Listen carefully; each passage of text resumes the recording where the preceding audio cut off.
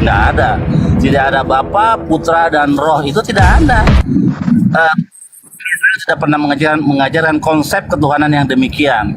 Tapi semua nabi-nabi Israel mulai dari Abraham, Ishak, Yakub, Musa, Daud, terus sampai ke Hanani, ya, tidak ada konsep yang mengajarkan bahwa Tuhan itu mempunyai konsep Trinitas, nggak ada. Itu baru di zaman Tertullianus, begitu. Bapak-bapak gereja yang merancangkan itu.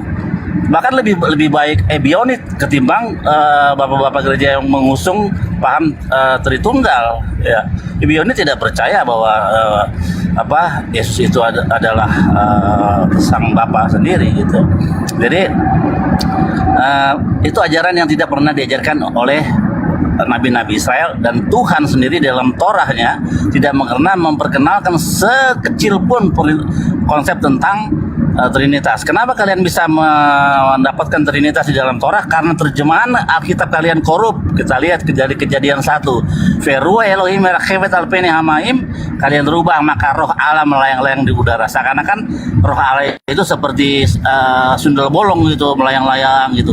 Nggak ada. Yang tetap itu ruah Elohim, artinya angin yang daripada Tuhan berada di atas air, begitu. Kenapa? Karena di hari penciptaan pertama 10 hal dibawa, yaitu 2 diantaranya ialah angin dan air sudah ada. Nah, kan kita lihat air sudah ada, angin sudah ada.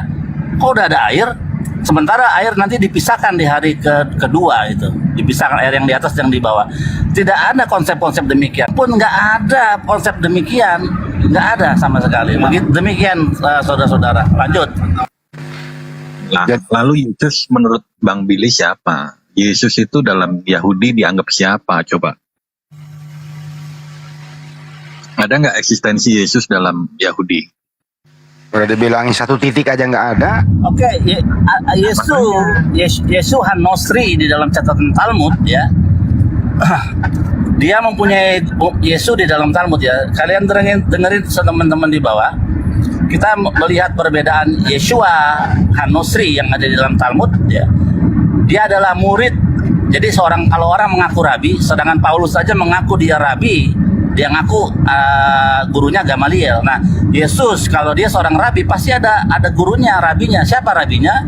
Di dalam catatan Talmud, rabi dari Yeshua Hanosri bernama Rabi Yehoshua ben Perakya. Nah, kemudian Yesus Hanosri ini menjadi murtad. Kenapa? Dia mempraktekkan ilmu sihir yang didapatkan dari Mesir. Nah, dengan itulah dia melakukan mujizat-mujizat semua. Akhirnya kenapa dijatuhi hukuman mati, dirajam, dan setelah mati dirajam, mayatnya digantung di mana? Bukan di salib tapi di pohon. Persis seperti kisah para rasul 39, bahwa Yesus itu mati digantung di pohon bukan di salib. Persis begitu, teman-teman. Gitu kan, jadi nggak ada Yesus di situ. Ya nggak apa-apa, mereka kan nggak mempercayai itu, Bang Andi. Padahal siara-siaranya ada, contoh kubur batunya ada, Taman Getsemani ada, apalagi banyak fakta sejarah. Sebenarnya ini geser topik, entar dulu Bang Hanso. Ini tadi topik kita, Elohim menjadi manusia inkarnasi gitu ya. Jadi Anda tadi, entar dulu Bang Hanso. Kita bertiga lah ya. Nanti Bang Juma yang gantiin saya. Saya hanya mengembalikan ke topik kalau sudah melebar lagi. Jadi tadi konsepnya itu Elohim atau Tuhan inkarnasi menjadi manusia. Saya kasih beberapa item, Anda memilih.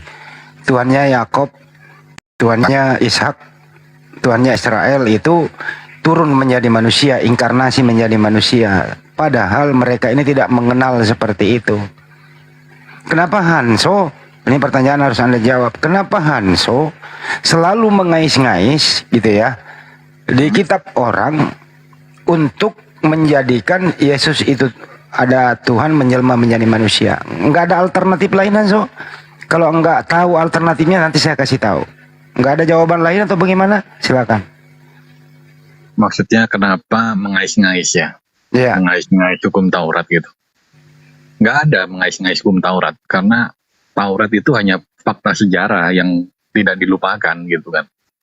Tuhan kita tetap Yesus, sekalipun orang Yahudi tidak mengimani Yesus. Tapi di Taurat, Anso saya potong, di Taurat itu tidak ada sistem inkarnasi Tuhan menjadi manusia, nggak ada. Memang belum terjadi. Gimana sih Bang Ade? Ya kalau nggak ada ngapain dipakai? Loh, kan udah aku katakan tadi, itu hanya fakta sejarah, fakta historis gitu. Kalau ditanya dari Adam sampai Musa juga nggak mengenal Yesus, Yesus belum datang. Gimana sih pertanyaannya? Pertanyaannya adalah apakah di Taurat Musa itu, Nevi'im Ketuvim itu ada ajaran ya Elohim berinkarnasi menjadi manusia? Menurut Anda ada atau tidak? Ajaran tidak ada, tapi nubuatan itu ada gitu loh. Oh, nubuatan lagi. Oke, baik, Anda standby. Bang Billy, ada lagi nubuatan memang seperti itu? Kalau tanya Bang Billy nggak mungkin dijawab ada. Kalau dijawab ada murtad. Ya kalau Anda menjawab ada, kira-kira datanya yang mana? Kalau Anda bilang ada, datanya yang mana? Kalau data itu nggak ada, nggak mungkin ditempel di Alkitab kita, Bang Andi. Iya, yang mana kira-kira? Oke. Ya, Jadi silakan. saya bingung ini, sebelum Yesus jadi Tuhan, bagaimana nasib nabi-nabi itu yang Nabi Musa, Nabi Daud ya. Jadi Itu kan belum mengenal Yesus. Bagaimana apakah mereka nggak mengenal Tuhan? Karena Yesus itu kan baru jadi Tuhan ketika dia di Konsili Nisea atau ketika dia lahir. Gimana dengan nabi-nabi yang lain itu tidak mengenal Yesus? Nah, kedua adalah di mana nubuatan Yesus ada di dalam kitab Torah. Coba di mana nubuatan yang kamu anggap itu sebuah nubuatan itu di mana? Gitu. Karena tidak ada satupun nubuatan tentang Yesus baik di Torah, kitab para nabi, baik yang memang Yesaya 7, Yesaya 9, Yesaya 53, itu semua tidak ada berhubungan dengan Yesus. Kenapa jadi berhubungan dengan Yesus? Karena kalian, bapak-bapak gereja kalian merubah teks-teks asli untuk pengenapan Yesus di dalam kitab perjanjian baru, sehingga bunyi dari kata-kata yang aslinya bergeser makna sehingga pas dimasukkan ke nubuatan Yesus. Padahal kalau kita memahami Ibraninya itu tidak demikian gitu. Ternyata ya Hanso. Anso, Dengar ya Hanso. di kira-kira kalau Anda memakai salah satu data di Taurat atau Nevi'im Ketuvim itu, kira-kira yang paling Anda percaya ada di sana nubuatan, ada Tuhan menjadi manusia yang mana? Yesaya kah? Kejadian kah? Di mana? Tapi kurang lebih bunyinya begini Bang Andi. Apa itu? Aku sendirilah yang akan menyelamatkan umatku. Itu ada. Cuman pastinya nanti aku cari lagi. Cuman aku pernah baca ada seperti itu. Itu ada aja Yesaya 53 itu. Nggak ada itu, udah dibahas kemarin, nggak ada. Yesaya 53 1 sampai habis. Di situ banyak salah terjemahan. Ya Bang Billy ya, banyak sekali salah terjemahan ke Indonesianya. Korup. Bagaimana Bang Billy menanggapi Yesaya 53 itu? Ada yang korup? Bang Billy. Jadi untuk dosa itu Untuk saya 53 saya memang benar-benar prihatin ya, hasil pemerkosaan secara sistematis dan terstruktur ya, diacak-acak itu. Semua kata yang dihilang ya, kata yang menghilang adalah kata doro. Dia akan melihat keturunannya. Yesus nggak punya keturunan, makanya diganti dengan nasibnya siapakah yang tahu. Nah, kalau Yesaya 53 diajukan kepada Yesus, maka di Yesaya 53 ayat 2 kasihan. Yesus itu tidak tampan mukanya, makanya orang-orang Kristen dikatakan bagaimana Tuhanmu Yesus tampan? Oh tampan. Oh mari kita buka Yesaya 53. Oh bukan, itu ya memang bukan. Karena Yesaya 53 itu dikatakan wajahnya tidak tampan, perawakannya, rupanya tidak tampan. Kamu bilang Yesusmu jelek, kan nggak mungkin gitu. Nanti tentang nasibnya siapakah yang akan memperdulikannya? Nasib di situ mazal bahasa Ibraninya atau ada yang lain. Nah, dalam teks Ibraninya itu doro, keturunannya. Jadi ada keturunannya. Nah, siapa keturunan itu? Di situ keturunan hamba yang menderita itu adalah bangsa Israel sekarang, orang-orang Yahudi sekarang, itu keturunan orang-orang the righteous remnant atau orang-orang soleh yang pada waktu itu hidup ya, melihat keturunannya. Sekaranglah keturunan mereka ini gitu. Nah, terus ada kata mereka di situ Lamo ya. Lamo. Lamo. Dan oleh karena pemberontakan umatku, dia kena tula gitu kan. Kalau kita cek di dalam bahasa Ibrani-nya Lamo, itu artinya mereka. Ada 3 kali 6 kata Lamo di dalam kitab Tanakh yang King James tepat artikannya sebagai mereka. Nah, hanya di sini saja King James main-main memutarbalikan fakta untuk menuju kepada Yesus, sehingga dia merubah menjadi him kepada dia. Padahal itu harusnya mereka. Siapa mereka itu? Itulah orang-orang Yahudi yang sekarang ada. Itulah dia. Jadi Yesaya 53, belum lagi nanti ayat 9. Kalian menghilangkan kata Asir, dalam hatinya ia bersama penjahat-penjahat. Wow, kalau dalam hatinya ia bersama penjahat-penjahat, maka yang ada ialah nubuatan Yesus disalib bersama penjahat-penjahat itu ada. Oh, berarti memang benar ini Yesaya 53 ini Yesus kan mati di antara penjahat. Berarti benar. Karena apa? Benar karena teksnya dirubah oleh Bapak Gereja kalian, terutama LAI kalian ini. Lembaga Alkitab Indonesia itu benar-benar harus direvisi banyak itu. Nah, kata Asir di situ adalah orang kaya. Jadi tidak bisa dipertahankan lagi. Lembaga Alkitab Indonesia sebagai landasan iman itu tidak bisa lagi. Karena orang-orang Kristen zaman sekarang banyak yang tidak pakai LAI. Lihat debator kayak Malikil, Billy Lin itu nggak mau pakai LAI. Nggak mau mereka karena ketahuan korup. Zaman sekarang era global seperti era internet saat ini, semua terbuka, semua kebohongan yang sekian ribu tahun, sekian puluh tahun tertutup, terbuka semua. Itulah kehebatan Tuhan ketika Dia memberikan kepada kita teknologi sehingga kita bisa mengetahui yang benar dari yang salah. Begitu saudara-saudara. Lanjut. Jadi ada 3 Hanso Yohan di Yesaya 53 itu yang korup membelokkan makna. Saya simpulkan ya. Pertama ada kata Doro. Doro itu bukan nasibnya, tapi keturunannya. Nah, kalau sampai LAI jujur menerjemahkan keturunannya, nggak kena untuk Yesus karena Yesus nggak punya keturunan. Jadi digantilah menjadi nasibnya. 2, Lamo itu di sana itu bukan mestinya mereka, tapi diganti menjadi ia karena mau dikhususkan kepada Yesus. Padahal di sana mereka itu banyak orang, yaitu Bani Israel. Yang ketiga, Asir. Asir itu diganti menjadi apa? Penjahat-penjahat. Karena memang tentara Yunani ini penjahat untuk membunuh dia. Tapi pada dasarnya terjemahan yang benar adalah orang kaya. Jadi LAI ini korup, sangat korup terjemahan demi untuk supaya bisa connect kepada Yesus. Paham sampai sini, Hanso? Ya, kalau LAI memang ya terbatas, Bang Andi, untuk menerjemahkan dari bahasa Ibrani Yunani ke Indonesia memang nggak sempurna. Tapi paling tidak dia sudah semaksimal mungkin menjelaskan apa yang maksud dari kitab suci itu. Contohnya di India, pasti terjemahan Ibrani dan Yunani di versi India juga berbeda dengan Indonesia.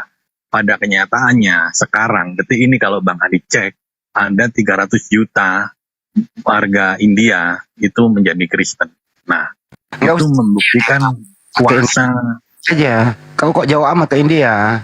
Oh, itu fakta barusan ini. LAI aja ini dibahas. Hanso, kau kok kemana-mana? Saya kasih poinnya nih. Jangan dengerin dulu. Saya nggak mau dengarkan orang ke India dulu. LAI kita bahas. Fokus ke LAI. Padahal ini ya kan LAI Indonesia yang kita bahas. Kita nggak bahas India. Berarti nggak nangkep nih Bang Andi. Hanso, kita nggak bahas India kau ini. Alkitab mau ditranslate dalam bahasa apapun Bang Andi, faktanya itu mampu menyelamatkan jiwa. Bukan menyelamatkan, menyesatkan kau ini. Makanya dengarkan orang kalau bicara. Ya, tadi Anda sudah mengatakan gini, diam dulu. LAI itu terbatas. Kalau sudah terbatas, ngapain dipercaya? Bukan terbatas, Hanso. Tidak jujur dalam menerjemah. Masa kata dengerin dulu. Masa kata Doro aja pada budak mereka LAI nggak ngerti. Doro itu kan nasibnya, apa nama keturunannya. Doro itu kalau diartiin ke bahasa Indonesia keturunannya, bukan nasibnya. Masa gini-gini aja lu nggak paham? Nah ini kenapa diganti nasibnya? Karena memang mau ditujukan ke Yesus. Jadi ada salah terjemah. Di sini intinya sudah tertangkap basah, memang ada kecurangan, korup.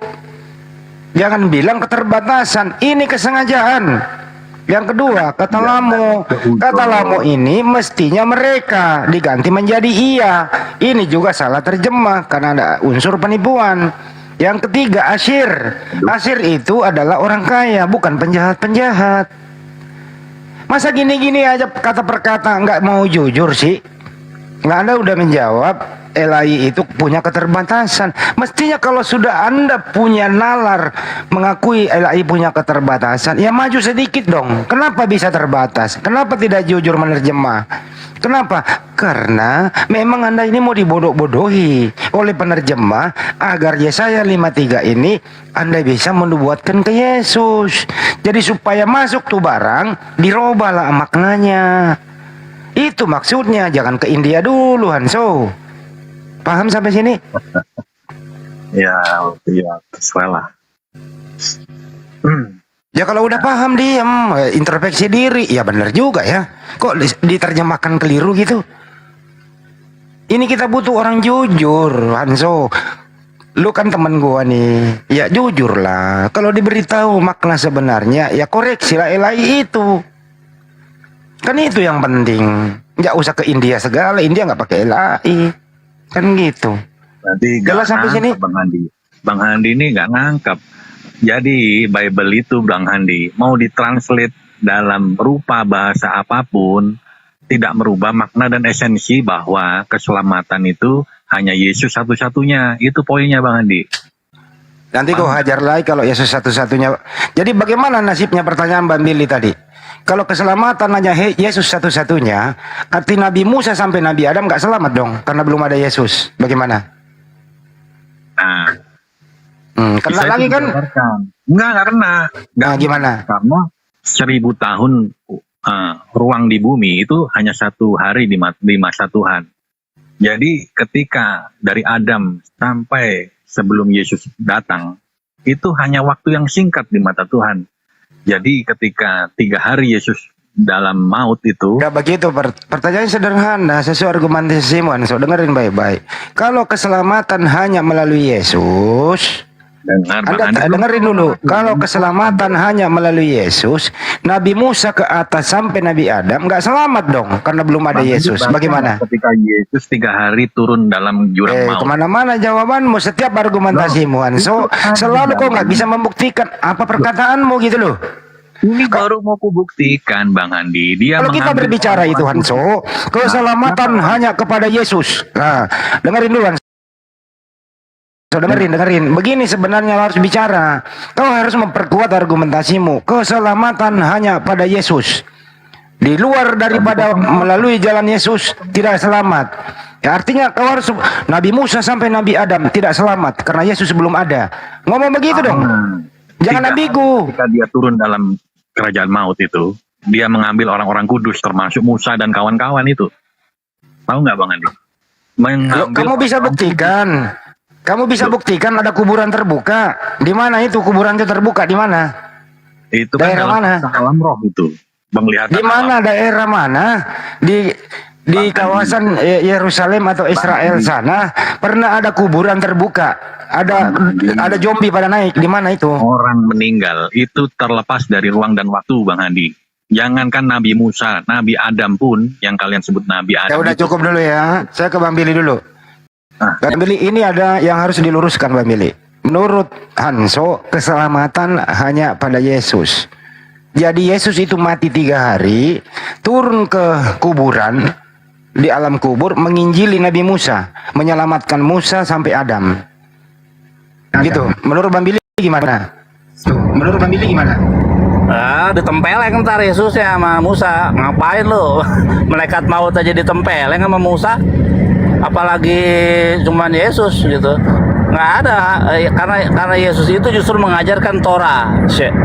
Dikatakan kan, Rabi, mana manakah hukum yang terutama dan utama? Dia bilang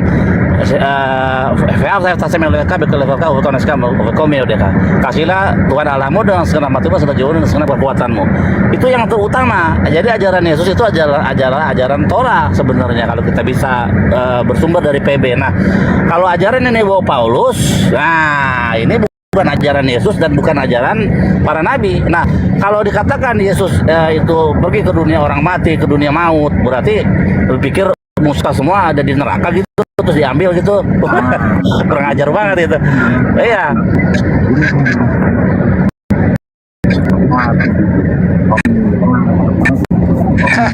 Lucu kawan so. Lucu kawan so. Di mute dulu Bang Billy, di mute dulu. Di mute dulu Bang Billy, di mute dulu. Host kerja host. Ya. Host. Hanso itu nggak ada itu, ditempeleng nanti itu. Kalau nggak ada itu orang penginjilan di alam maut. Ah, lu ada aja lu. Nah, ya kalau dijawab Bang Andi nggak percaya pasti gitu loh. Ya mana datanya Yesus menginjili Musa di bawah di alam kubur. Ada aja kau. Orang-orang kudus. Apa arti kalimat membawa orang-orang kudus itu? Songong banget itu. Songong banget itu. Yesus itu mau menginjili Nabi Musa. Padahal ilmunya Musa lebih tinggi dari Yesus. Kalau dilihat dari segi kenabian ya. Nabi Musa alaihissalam itu hidupnya lebih banyak dalam mengenal Torah. Terus Yesua Mesia itu ilmunya 3,5 tahun. Kita nggak membeda-bedakan, tapi kita bisa melihat. Nah kan nggak layak loh kalau murid ngajarin guru di alam kubur. Beda. Gimana ceritanya? Nggak paham, Bang Andi nggak paham. Kasihan nih Bang. Dongeng aja Bang Andi ya. Iya dongeng banget gitu loh. Gimana ceritanya murid di alam kubur mengajari gurunya? Gimana ada murid? Yesus berkata, masih banyak yang ingin kusampaikan kepada kalian. Kalian sanggup. Jadi Yesus itu ilmunya seberapa sih waktu Yesus hidup? Yesus mengatakan, kepadaku diberikan kuasa di bumi dan di langit, di bumi dan di surga. Siapa yang memberikan? Siapa yang memberikan, Anso? Aku dan Elohim, aku dan Bapa itu satu. Satu apa dia? Satu keluarga? Satu hakikat. Hakikat artinya apa? Jadi ku jelaskan lagi ya. Hakikat itu salah. Silakan. Baju Mak udah nongol. Hajar. Hakikat itu adalah keadaan yang sebenarnya. Bagaimana mungkin manusia Yesus hakikat yang sebenarnya itu adalah Elohim? Nah, itulah. Bagaimana mungkin? Nah, Coba kita lihat di dalam Yohanes 8:42. Nggak nyampe bro. Mohon maaf. Sekarang gini Bang. Sekarang gini. Sekarang Saudara Hanso. Sekarang gini. Kalau satu hakikat berarti satu kehendak, betul?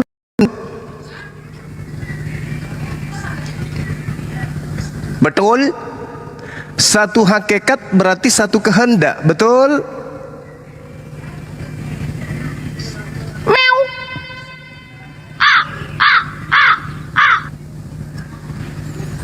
Satu kehendak berarti satu hakikat, betul?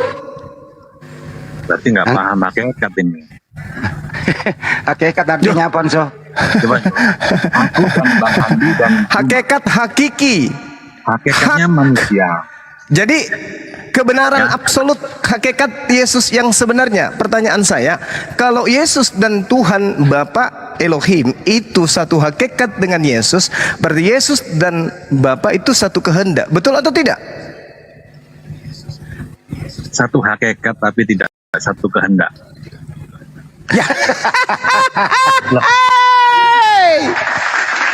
Itu gepeng ular kobra namanya, cuplis. Katanya apologet, baca Bible dari kejadian sampai Wahyu. Tapi ketika ada dalil Bapak memiliki hidup sendiri. Hakikat itu apa? Hakikat itu apa? Hakikat Yesus satu hakikat. Dengar, satu hakikat. Aduh, hakikat kita ini ular kobra juga ini. Nah, ya kan? Itu Yesus kalau satu hakikat. Yesus kalau satu hakikat dengan Elohim berarti satu kehendak, kan gitu. Jangan betul? Dipaksa. Udah dikatakan bukan satu kehendak. Ya Anda jangan memaksa sesuatu yang beda hakikat menjadi satu hakikat. Kita samakan dulu nih, kita samakan dulu. Aku dan kamu manusia. Aku dan kamu, apakah aku dan kamu. Enggak kan? Betul? Itulah hakikat. Beda. Kita hakikatnya manusia. Iya, Hakikat karena Tuhan. kita hakikatnya Hewan dengar itu hakikat, karena bro. dengar. Ya Allah yang Karim. Sekarang permasalahannya antara Yesus hakikatnya apa? Yesus hakikatnya Allah. Manusia. Loh, enggak. Allahu Akbar. Kalau Yesus hakikatnya Waduh. manusia, syukurlah iman kami. Loh, Paham nggak? jadi yang hakikat Yesus itu apa menurut saudara? Hakikatnya dia adalah Allah, Elohim. Oke, kalau hakikat Yesus adalah Elohim, kenapa Yesus datang bukan atas kehendaknya? Ya kan itu udah dijelaskan bahwa dia diutus Apa? untuk menyelamatkan Hmm? manusia dari dosa. Yang mengutus Yesus, itu hakikat yang sama dengan hakikat Yesus atau beda? Betul, sama. Sama. Tapi kenapa Yesus mengatakan aku datang bukan atas kehendakku? Kenapa Yesus mengatakan aku datang bukan atas kehendakku? Ya betul kan? Ketika Yesus berdoa, kalau boleh Katanya berlalu satu hakikat. tapi bukan kehendakku melainkan Katanya kehendakmu. satu hakikat. Berarti nggak- Katanya nggak satu paham. hakikat. Nggak paham hakikat nih, Mas. Katanya satu Hakikat hakikat. itu bukan satu kehendak, bukan Ya. suatu keadaan yang sama, beda bro. Waduh, ular kobra ini. Loh, Gimana ceritanya nih? Sekarang hakikat antara cuma, Anda hakikat dengan diri cuma, Anda, hakikat bukan dengar. manusia. Antara Anda dengan diri Anda ada berapa kehendak? Jangan ya satu kehendak kan saya sendiri. Ya, satu kehendak. Pintar. Kalau satu Kan hakikat gini, berarti satu kehendak. Sama, kan? Lalu kenapa Cuma Elohim? dari Kan Dia kenapa hakikatnya Elohim? sama. Kenapa Elohim dan Tuhan Anda Yesus itu beda kehendak? Kenapa? Kenapa? Aduh, balik lagi. Ini hakikat aja masih Yesus kehendaknya lain. Kamu nih Elohim juga kehendak. susah ya. Loh, Sebentar. ular Hakikatmu kobra ini. Manusia. Hakikatku manusia. Kayaknya ada dua persepsi nih arti hakikat dulu nih. Anso, arti hakikat apa? Hakikat itu Maka- sebenarnya. Keadaan sebenarnya. Baik. Keadaan Ya, sebenarnya keadaan Yesus yang sebenarnya. Iya, lanjut Bang Juma. Terusin tuh.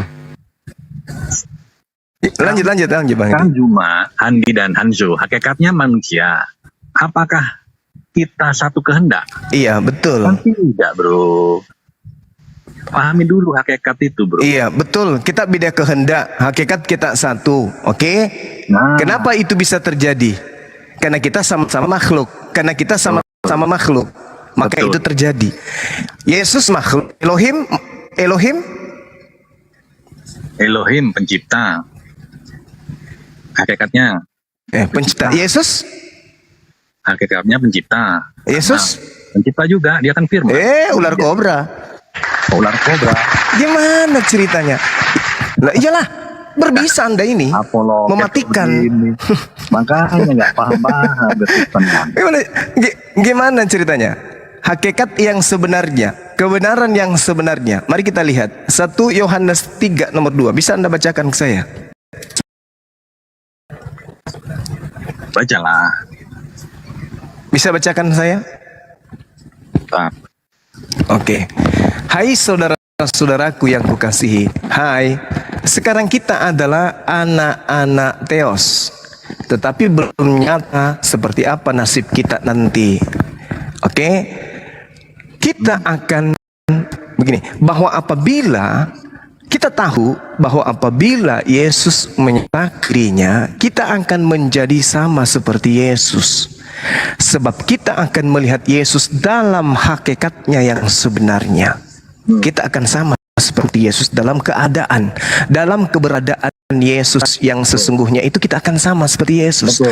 Dalam bahasa Yunani jelas dikatakan katos. Nah, sekarang hakikat Yesus Anda katakan tadi adalah Elohim. Berarti hakikat kita juga adalah Nanti itu Elohim juga kita ini. betul. Nanti barang siapa percaya Ular dia kobra. akan selamat. Allahu Akbar. Oh, Masya Allah. Kita akan melihat Yesus dalam keadaannya, dalam kodratnya, dalam hakikatnya yang sebenarnya. Sebab kita akan sama seperti Yesus. Berarti hakikat kita adalah manusia atau Elohim? Jadi ketika kehidupan nanti setelah kematian, Kok jadi? apa yang Jadi ular. Gimana ceritanya? Anda mengatakan Yesus hakikat yang sebenarnya itu adalah Elohim. Dalil di kitab saudara 1 Yohanes 3 nomor 2, kita akan sehakikat dengan Yesus. Berarti kita juga adalah kita dijelaskan juga adalah Yesus, ya. Ketika kita nanti- juga adalah dengar dulu, kita juga adalah seperti malaikat. ular kobra. Allahu Akbar. Betul. Masya Allah. Hakikat Aduh, malaikat apa? parah ini saudara Hanso ini parah. Hakikatnya malaikat apa? Hakikat malaikat apa? Hakikat malaikat. Hakikat malaikat itu udah pasti tuh Allah. makhluk roh, makhluk gaib, Malaikat. makhluk halus, sama seperti iblis. Iblis juga adalah makhluk halus. Nah sekarang permasalahannya terlalu jauh, saudara Hanso. 1 Yohanes 3 nomor 2, kita akan sehakikat dengan Yesus. Kalau Yesus sehakikat dengan Elohim, berarti kita juga sehakikat dengan Elohim. Betulkah demikian? Betul. Betul. Ular kobra. Berarti Elohim banyak banget ya. Berarti Elohim bisa banyak banget loh. Allahu Akbar. Londeng itu ronda londeng. Oh, Bang. Belut. Hati-hati dipatok, hati-hati teman-teman dipatok sama Hanso, berbisa dia ini. Wa kanal kafiru ala rabbihi zahira, adalah saudara-saudara setan adalah orang kafir karena sama-sama menyesatkan untuk durhaka kepada Tuhan. Masakan Tuhan sehakikat dengan manusia? Gaplek.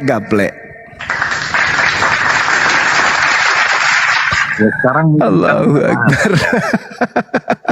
karena sekarang kamu Kok saya nggak paham pula keadaan Yesus itu yang sebenarnya, keadaan sehakikatnya Yesus itu, kebenaran yang sesungguhnya. Yesus itu sehakikat dengan kita manusia. Kenapa demikian? Karena Yesus memang manusia. Makanya dia sehakikat dengan saya, Bang Suma. Kalau Anda mengatakan Yesus itu sehakikat dengan Elohim, berarti kita juga sehakikat dengan Elohim. Berarti kita juga ini Khalik, kita juga ini pencipta. Itu namanya GP. ada nggak hakikat manusia? Bener dari tadi bener. Bener apaan lu bener? Ada nggak Kobra dasar. manusia yang Gimana bisa sih? tidak makan, tidak minum selama 40 hari? Nggak ada kan? Yang kedua, Ada. nggak manusia? Ada Yesus. Apa lagi? Yesus kan bukan manusia. Ada nggak manusia yang tidak makan dan tidak minum 40 hari 40? Ada, Yesus. Apa masalahnya? Ayo. Ya. Yang harusnya Anda tanyakan, ada Musa tidak Tuhan Hari yang 40 netek malam. ke ibunya? Itu yang Anda haruskan tanyakan. Kalau adakah netek manusia tidak yang masalah, tidak Bang. yang bisa berpuasa 40 hari 40 tidak makan tidak minum? Ada, Yesus. Pertanyaan sebaliknya, adakah Tuhan yang pernah netek ke ibunya? Tidak ada. Yang netek ke ibunya itu manusia. Gitu Bang Hanso. Ya. Adakah manusia yang berpuasa 40 hari 40 malam tidak makan tidak minum? Ada. Siapa? Yesus. Nah, kebalik. Ada nggak Tuhan yang netek ke ibunya? Nggak ada. Yang netek ke ibu itu makhluk. Yesus manusia, gitu loh Bang.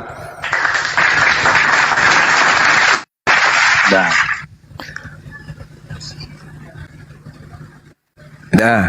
Oh, berhentilah mimpi siang hari ah.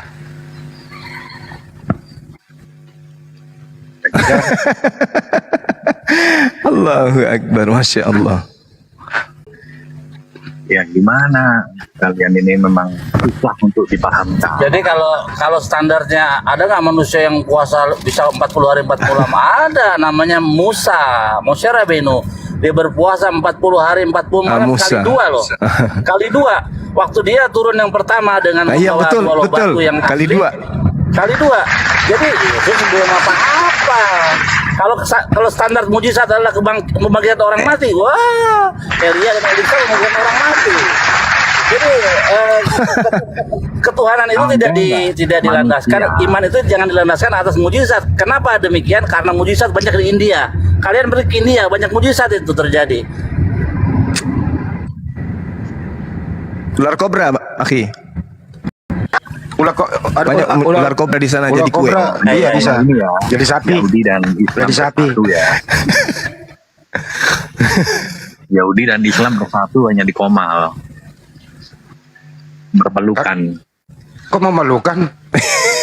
Gimana sih anak kok nangis? Karena Pula kok. Karena kami umat Islam ini dengar so, kami umat Islam ini membenarkan para nabi sebelumnya. Anda enggak, Anda mematikan nabi malah. berarti nggak baca Quran, Bang Andi. Kita membenarkan, lu mematikan. Di mana Kita membenarkan, lu nistakan. Di mana menistakan? Nah itu tadi lu bilang Yesus menginjili mereka di dalam kubur. Gimana ceritanya? Berarti ada dalilnya kok. Jadi nabi Aduh, parah ini. Parah. Al-Quran mengatakan begini, Saudara Hansu, bahwasanya sesungguhnya orang-orang Yahudi, orang Nasrani, siapapun di antara mereka yang beriman kepada Allah pencipta langit dan bumi, Allah berikan kepadanya keselamatan. Innal ladina amanu wal ladina hadu wan nasara was-sabiin. Ini dijelaskan dalam Al-Quran.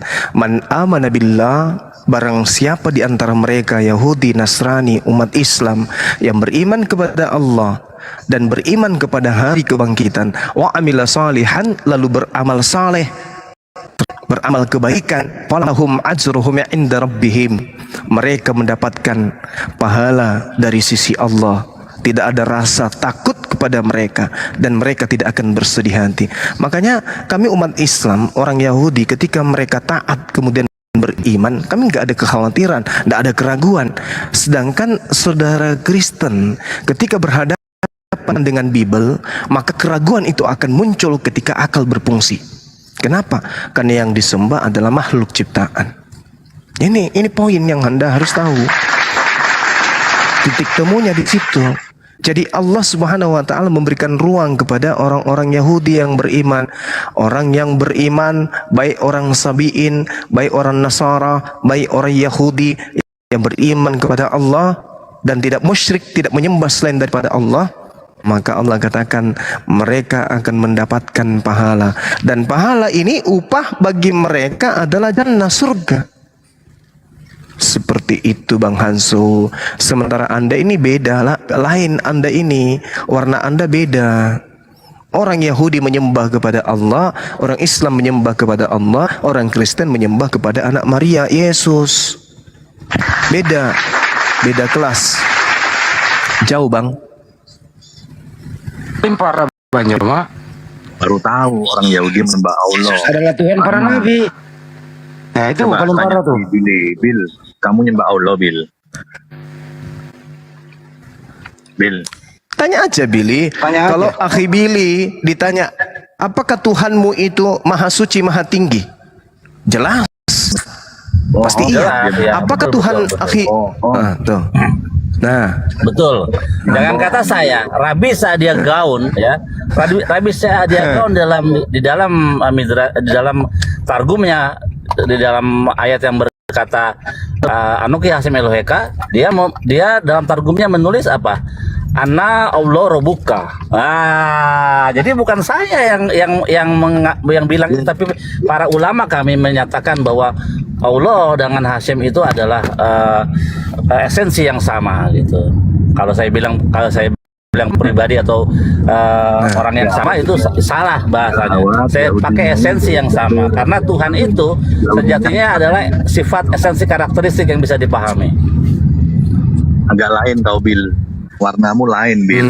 Oh silakan. Sayang saya lagi nggak di rumah ya. Kalau saya di rumah saya bukain ya.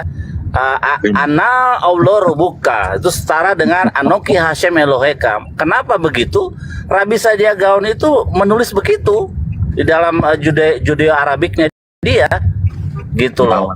Nah sekarang gini, kalian aja sebenarnya kalian nggak sadar kalian juga menyembah Allah. Kenapa? Karena Alkitab kalian berbunyi akulah Allah Tuhanmu ya yang mengeluarkan kau dari Mesir. Jadi itu adalah Allah. Kalau mau kalian merubah teks Allah itu menjadi Theos atau apapun itu di dalam bahasa asli kitab kalian diturunkan gitu.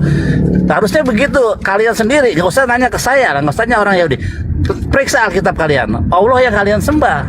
Memang sejatinya Allah itu Tuhan satu-satunya yang tidak ada duanya gitu loh. Begitu, Kenzo. Allah itu masuk di dalam Orang yang kita terjemahan lama itu karena salah satu umat Islam membantu menerjemahkan. Ketika dia menjumpai kata Tuhan di situ belum ada istilah Tuhan, dipakai apa ya? Dipakai Allah gitu loh. Jadi sekarang orang Kristen yang sudah sadar itu tidak mau lagi pakai kata Allah. Tapi Karena, LAI masih pakai bro. ya nanti pelan-pelan pasti dihilangkan. Pelan-pelan sekarang aja sekarang. Ayo sekarang. Udah banyak. Nah sekarang gini, kalau kamu nggak Jadi gini, Saudara Hanso, Saudara Hanso, jadi gini, Al-Quranul Karim menjelaskan kepada kami, Rabbana inni askantu min zurriyati biwadin gairi zi zar'in inda baitikal maharram. Jadi Nabi Abraham alaihissalam berdoa kepada Allah, ya Tuhan, Rabbana inni askuntu, sesungguhnya aku telah menempatkan sebagian keturunanku di lembah yang tidak mempunyai tanam-tanaman di dekat rumah Engkau Baitullah yang dihormati. Ini Nabi Abraham yang berdoa, Rabbana innaka ta'lamu ma nukhfi wa ma nu'lin wa ma yakhfa 'alallahi min syai' fil ardi wala fis sama. Ya Tuhanku, sesungguhnya Engkau mengetahui apa yang kami sembunyikan dan apa yang kami tampakkan, dan tidak ada satupun yang tersembunyi bagi Allah. Ini Nabi Ibrahim yang berdoa, Alhamdulillahilladzi wahabali alal kibar Ismail wa Ishaqa inna rabbi lami'un du'a. Segala puji bagi Allah yang telah menganugerahkan kepadaku di hari tuaku anakku bernama Ismail dan anakku yang bernama Ishak. Sungguh Tuhanku benar-benar maha mendengar memperkenalkan doaku. Rabbi ja'alni muqimas shalah wa min zurriyati Rabbana taqabbal du'a. Ya Tuhanku, jadikanlah aku dan anak keturunanku orang-orang yang melaksanakan ibadah salat. Ya Tuhan kami, perkenalkanlah doa kami. Itu doa Ibrahim alaihissalam. Dia mendoakan Nabi Ismail, dia mendoakan Nabi Ishak agar keturunannya semua menjadi orang-orang yang saleh. Nabi Ibrahim menasihatkan kepada anaknya kemudian, wahai anak-anakku, sembahlah Allah, Tuhanku dan Tuhanmu, Tuhan pencipta alam semesta. Dan itu juga saya katakan kepada saudara, di dalam kitab yang Anda gunakan, Kejadian 17 nomor 7, Tuhan memproklamirkan perjanjian kekal. Aku akan menjadi Tuhanmu, Tuhannya Ismail, Tuhannya Ishak, anak-anak Ismail, anak-anak Ishak, keturunannya secara turun-temurun akan menjadikan aku sebagai sembahannya, akan menjadikan aku sebagai Tuhannya. Lantas Anda ragu terhadap pernyataan itu? Kasihan. Lanjut. Anso gini Anso, kalau kira-kira nih, kalau misalnya jujur seperti Anda nih, kata Allah itu dihilangkan di Yohanes 1, kira-kira redaksinya seperti apa? So, nggak ada kata Allah di sana.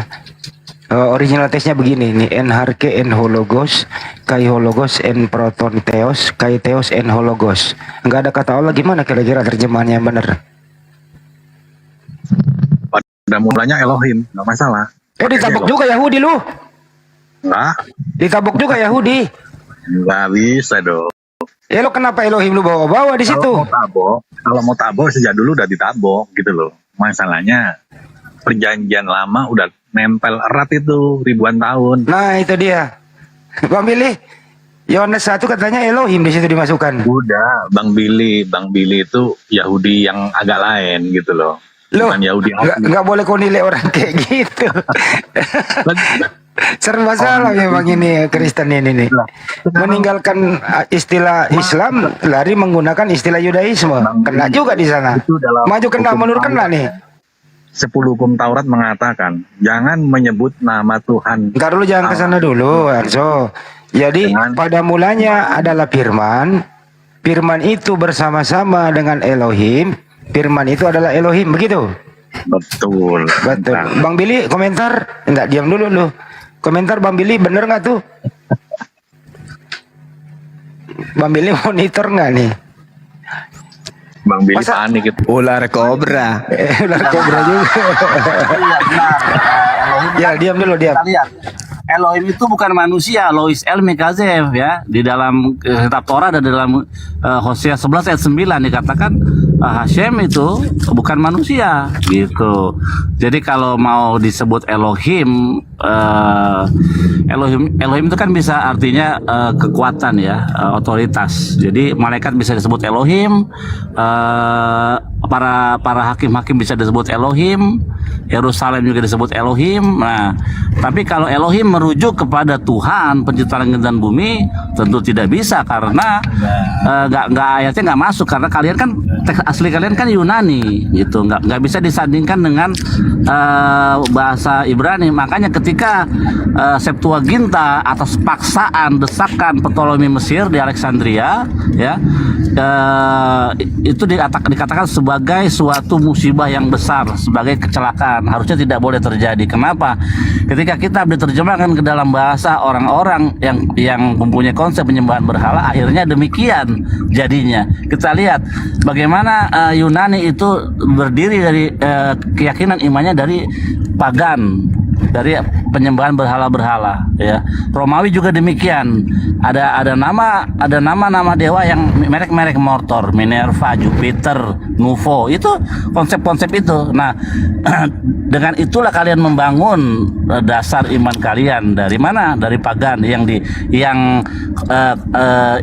yang dikeluarkan maknanya diganti dengan makna baru, begitu. Itu menurut Sam Aldo. Jadi kalau kata Elohim mau kalian masukkan ke dalam 1 Yohanes itu tidak apple to apple, nggak masuk secara linguistik, bahasa nggak masuk gitu. Mantap. Oke Bang Billy. Assalamualaikum warahmatullahi wabarakatuh. Waalaikumsalam warahmatullahi wabarakatuh. Jadi sebelum ke Pak De, Bang Joma ini nih ya. Nah, kalau menurut akal sehat supaya keyunanian enharke enhologos kaiologos empertenteos. Kalau mau bahasa Indonesianya dengan benar gini bunyinya. Pada mulanya adalah logos. Logos itu bersama-sama dengan theos. Theos itu adalah logos. Itu baru benar. Logos itu adalah theos. Itu yang benar terjemahannya. Jangan pakai Elohim, jangan pakai Allah, theos aja. Gitu baru benar langsung. Theos dewa. Ya itu baru benar, karena ini kan Platonis Yunani. Kenapa lo ke Arab-Araban? Kenapa lo ke Yahudian? Ke Yunanian dong. Gak masalah. Mau Nah, bahas nggak ada masalah Bang Juma. Udah kena dia. Tuhan. Nggak ada masalah, udah kena dia. Ke Yunanian udah. Iya nggak apa-apa. Bahasa Tuhanku tuh apa ya? Semua dia kenal gitu loh. Gak hanya satu bahasa. Ya kan? Jadi LAI dengan yang benar nih LAI. Pada mulanya adalah logos. Logos itu bersama-sama dengan theos, dan logos itu adalah theos. Itu baru benar ya. Catat. Catat. Saya nggak akan berani Bang Andi, mau bangkrut, Kristen bubar kalau nggak ke Islam-Islaman. Oh, nggak salah bro. Lebih parah ini Pak De ini. Mana ada bubar. Jelas dong. Berkembang lebih pesat sekarang ini, banyak orang berkembang. karena ada jaminan kepastian. Kira-kira LAI berani nggak menerjemahkan jujur tuh? Kira-kira gini Bang Andi, kalau Kristen itu kembali ke Yunanian gitu, kira-kira ada orang Islam yang murtad nggak? Ayo nyembah Theos yang dibawa oleh Apostolos di dalam Biblos gitu, kira-kira laku nggak itu? Ada nggak orang Islam yang murtad tuh diajak nyembah Theos? Jangankan Islam murtad, Pak De, orang nenek kakek-kakek aja sendiri bingung, apalagi nih. Nggak laku kalau kembali ke Yunani. Kalau bunyinya seperti itu, akhi, kalau kitab mereka kembali ke Yunanian, maka tikar menggulung gereja. Bukan gereja gulung tikar gulung gereja gitu loh.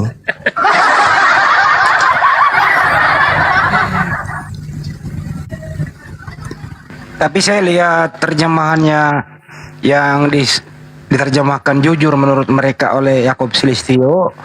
Ini ke Elohim dia pakai. Ini sebenarnya tugasnya Bang Billy nih.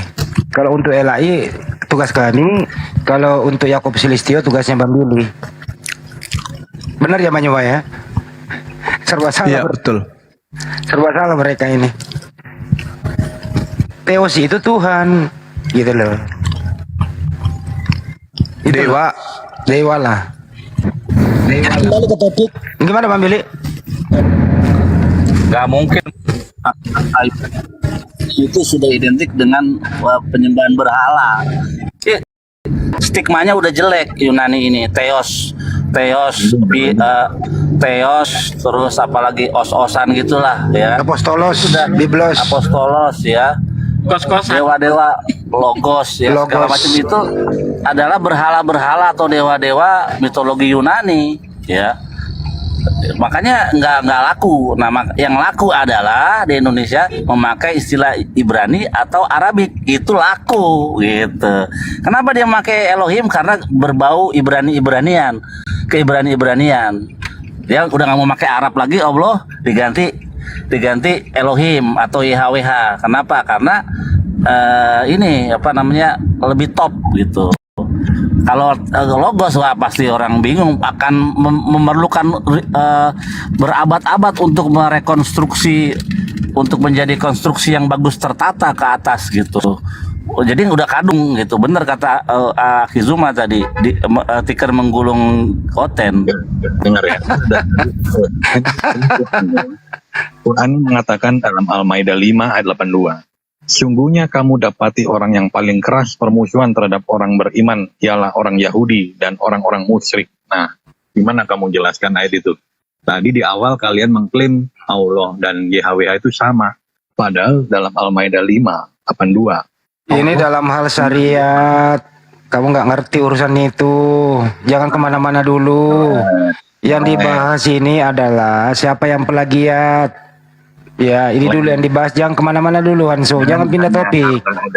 Jadi saya kembalikan topiknya mengenai inkarnasi tadi. Hanso diam dulu, jangan pindah topik dulu. Itulah gunanya ada moderator, supaya nggak pindah topik kemana-mana. Ya.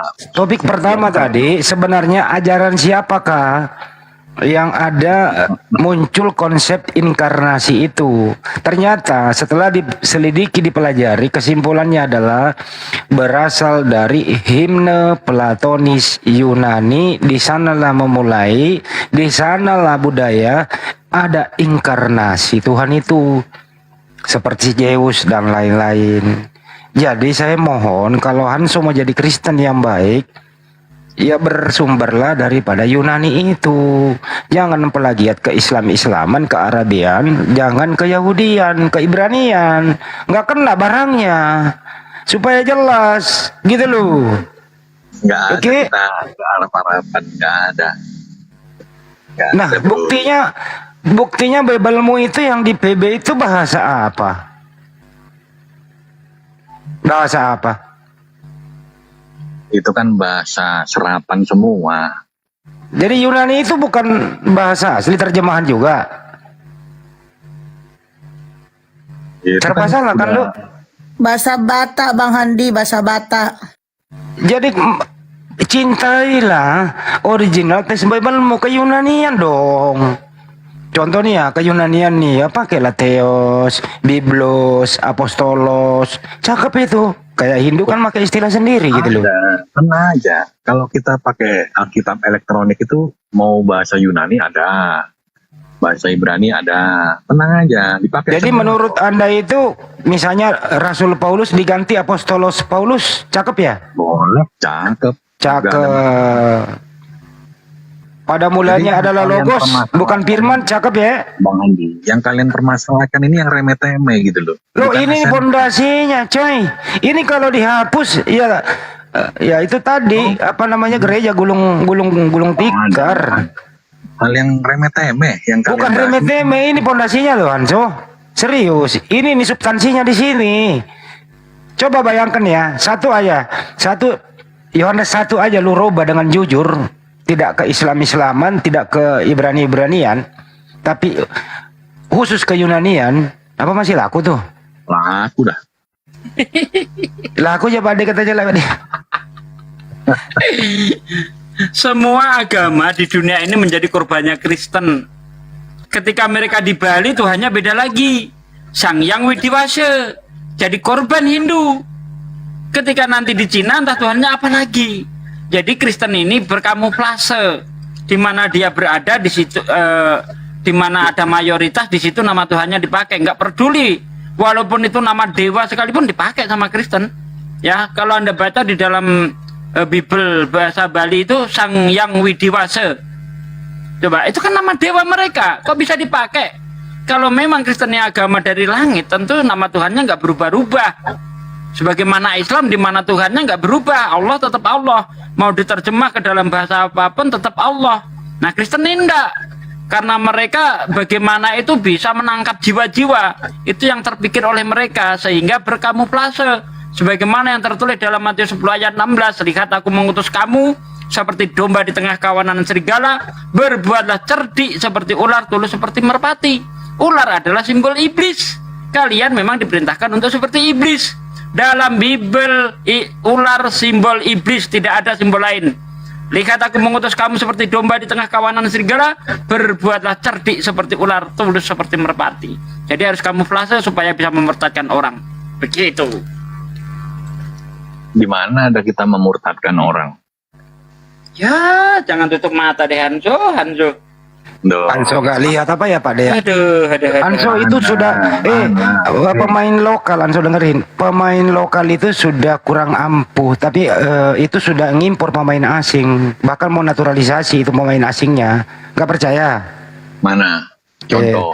Ada beberapa bulan yang lalu mengimpor pemain asing masuk ke Monas, ada penerjemahnya. Monas nggak dicuekin sama orang, keruko diusir oleh security. Itu pemain asing loh, itu diimpor. Pemain asing. Halo Bang. Ini kan udah zaman apa ya, virtual. Semua orang pegang HP. Nggak mungkin Bang Andi. Kalau ada tinggal rekam. Ada videonya Pak Bang So. Ini kalau boleh putar video di sini, gue putarkan videonya. Udah dilindungi undang-undang. Aduh, Kalau nggak lihat. ada orang Yang di Majalengka itu gimana itu? Yang di Lampung tuh gimana itu? Kalau ada yang berpindah, Aduh. itu bukan karena paksaan. Karena Kalau Indomie. Bentar, gue cari ya, gue kasih lo ya. Tunggu. Karena Indomie. Banyak kasus di Lampung ada, di mana-mana ada itu. Bang Sugi. Belum lagi anak-anak yang diajak apa itu ke pantai itu. Belum lagi yang Jangan, bergedok bimbel. Bang. Aduh, Bang, nggak Jangan. usah lah menutup-nutupi. Jangan kebencianmu kepada suatu Bukan, kaum ini bukan membuatmu bicara kebencian, menjadi Bang. adil, Ini Bro. berbicara fakta. Ini berbicara fakta. Banyak sekali pemurtatan. Ya. Banyak. Bahkan coba kalau ditanya ya, itu yang murtadin itu, coba kasih satu persatu ditanya, ada nggak dia dimurtadkan? Nggak ada, bro. Bang Anska. Itu kan banyak tuh viral di TikTok kan, dia sering buka komal kan. Jangan seperti kata dalam tempurung lah. Di video-video banyak itu fakta itu. Belum lagi sales-sales yang ke rumah-rumah itu. Saya sendiri pernah berhadapan itu. Ya kabur Nah, mereka. Lain itu saksi Yehova namanya. Itu. Gedein dulu. Kasih data, saya kasih data. Gedein. Jangan Bagaimana? menutup mata lah. Ini mengimpor pemain asing ya. Gedein dong. Karena kata Yesus, paksalah mereka karena rumahku harus penuh. Sabar Ntar Bang lu Pak De, saya kasih data. Mana nih? Nih saya nggak usah kasih suara ya. Nih, ini pemain asing di Monas nih.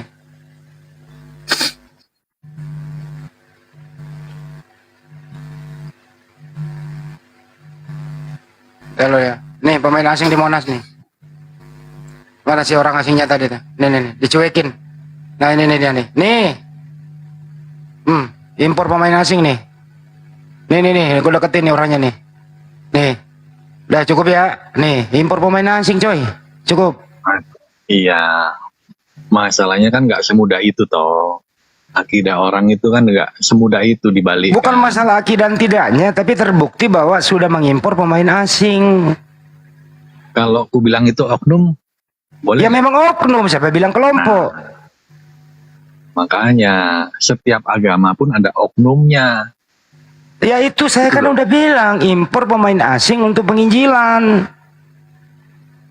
Sama juga di ajaran. Tapi Islam tadi kan dari ada awal Anda nggak juga. percaya. Saya kasih data baru oknum. Saya bilang organisasi, bisa juga organisasi sih. Cuman yang oknum oleh Kela gitu ya. Bro cuma ya kan ada yang mau. Tapi saya belum pernah, saya dengerin saya belum pernah melihat ada ustadz itu ya dari rumah ke rumah orang Kristen untuk mengislamkan orang, nggak ada itu. Tapi yang terjadi adalah brosur di mana-mana. Ini ada yang terjadi nih, Risuli Lubis kemana-mana. Kalau tidak dapat objek temannya sendiri Islam dikasih busana Islam. Ini Bang Andi. Itu gedein tuh. Video pemurtatan berkedok sembako. Ini apa ini? Ini apa ini? Ini apa ini? Kata siapa nggak ada? Jangan bohong. Itu kan video bikinan, bisa aja Aduh. caption begitu. Semua orang bikin gitu bisa bro. Ini udah zamannya IT, undang-undang. Orang kayak gitu, kalau memang ada tangkap, proses hukum clear, nggak usah teriak-teriak gitu loh. Lah kan ada, katanya tadi nggak ada. Sekarang tangkep. Apa sih lu? Begitu dibuktikan tangkep tadi katanya nggak ada. Gimana sih? Yang bener lah, konsisten lah jadi orang. Yang sales itulah yang sebenarnya benar. Karena itu perintah Markus 16 nomor 15, beritakanlah Injil kepada seluruh makhluk. Jangan di gereja aja. Harusnya saudara Hanso ini keliling pakai toa, pakai mobil. Bacakan itu data-data Bible. Karena semua makhluk masuk ke mana? Ke goa-goa, ke terowongan semut, tempat-tempat kecoa. Itu harus beritakan Injil kepada seluruh makhluk. Ya kan begitu dalilnya kan. Hanzo beritakan ini sama Bang Zuma juga ini. Nah, iya betul. Makanya ada seorang pendeta tapi sekarang sudah mualaf namanya pendeta agung. Ketika diwawancarai, apakah Anda sering menginjili tikus? Sering. Kalau kambing sering, ayam sering. Gimana caranya? Mereka rewel kata dia Bang Suma. Disaksikan orang banyak kok. Sampai ribuan orang nonton. Seorang pendeta agung mengatakan dia penginjilan kepada tikus, kepada ayam, pada sapi. Kata dia yang paling rewel untuk diinjili itu adalah tikus. Kutanya kenapa bisa? Karena dia kerjanya cuma lari-lari ke sana kemari gitu. Sulit ditangkap. Ada kan? Ada. Iya, itulah yang benar. Saya wawancarai Beritakan Injil kepada seluruh makhluk. Itulah yang benar. Nih pemurtatan di Cikarang. Nah, itu dia makanya. Nih dikasih sawah yang mau murtad nih, kasih sawah nih. Nih kalau singa ya. Takut katanya kalau singa takut. Nih viral pemurtadan besar-besaran di Cikarang, Takut di diterkam, Ciranjang. Islam ditukar dengan sawah. Nah itu dia. Kata siapa nggak ada. Ada lagi nih seputar nih. Gedein ini penting nih. Tunggu saya buka dulu kamera. Ini kita harus pakai data, bukan satu aja. Nih gedein ya. Tunggu. Umur dakwah Samaritanya gak ada masalah bagi kita. Tapi ketika ibu sudah masuk ke wilayah kita, masuk ke wilayah Muslim yang saat ini memang lagi dekat dengan Quran mereka, ya kan? Ini udah kesalahan yang fatal, Bu. Ibu berdakwah di gereja kita nggak pernah ganggu. Bahkan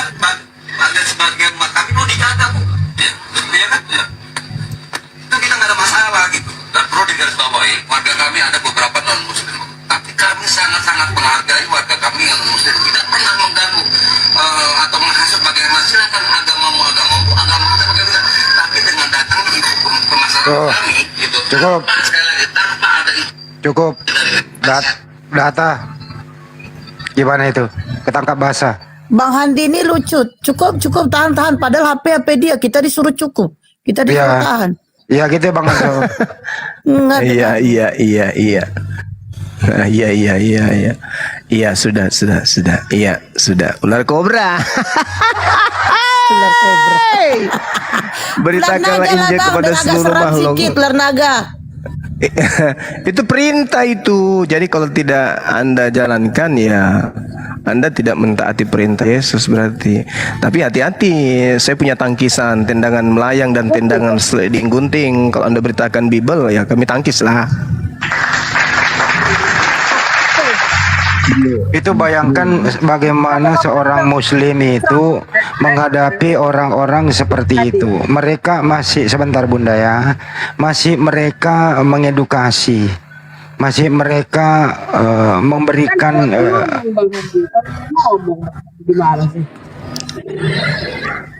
Bunda Rahmat. Tanya sebentar. Hanso kalau dia injili kutu. Gimana kalau kutu dia injili? Bang Hanso. Lanjut. Saya kira ini ya, saya kira Bunda Rama sama Bang Zuma sedang salah kaprah juga. Ntar dulu Bang, izin dulu saya terusin tadi videonya ya, izin ya. Oke. Jadi misi-misi seperti ini itu banyak. Tapi alhamdulillah kami muslim kalau mendapati demikian tidak ada yang pernah anarkis.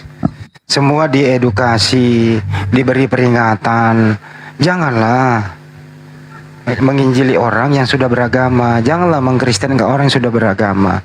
Ini sebenarnya melanggar hukum. Tapi apa yang dilakukan oleh saudara-saudara saya? Tidak ada yang anarkis tuh. Bagimu agamamu, bagi kami agama kami. Tolonglah, kembalilah. Itu loh yang terjadi. Gitu loh. Itu loh jelas loh apa adanya. Apa kami anarkis? Enggak.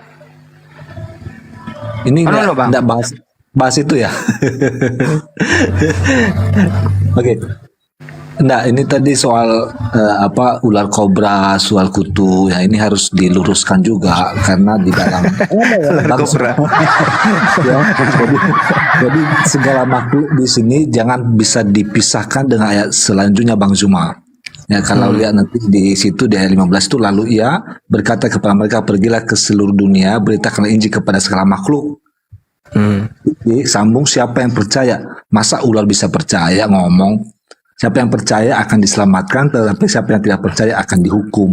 Jadi Ya, ular kan juga makhluk. yang percaya, masa bisa percaya?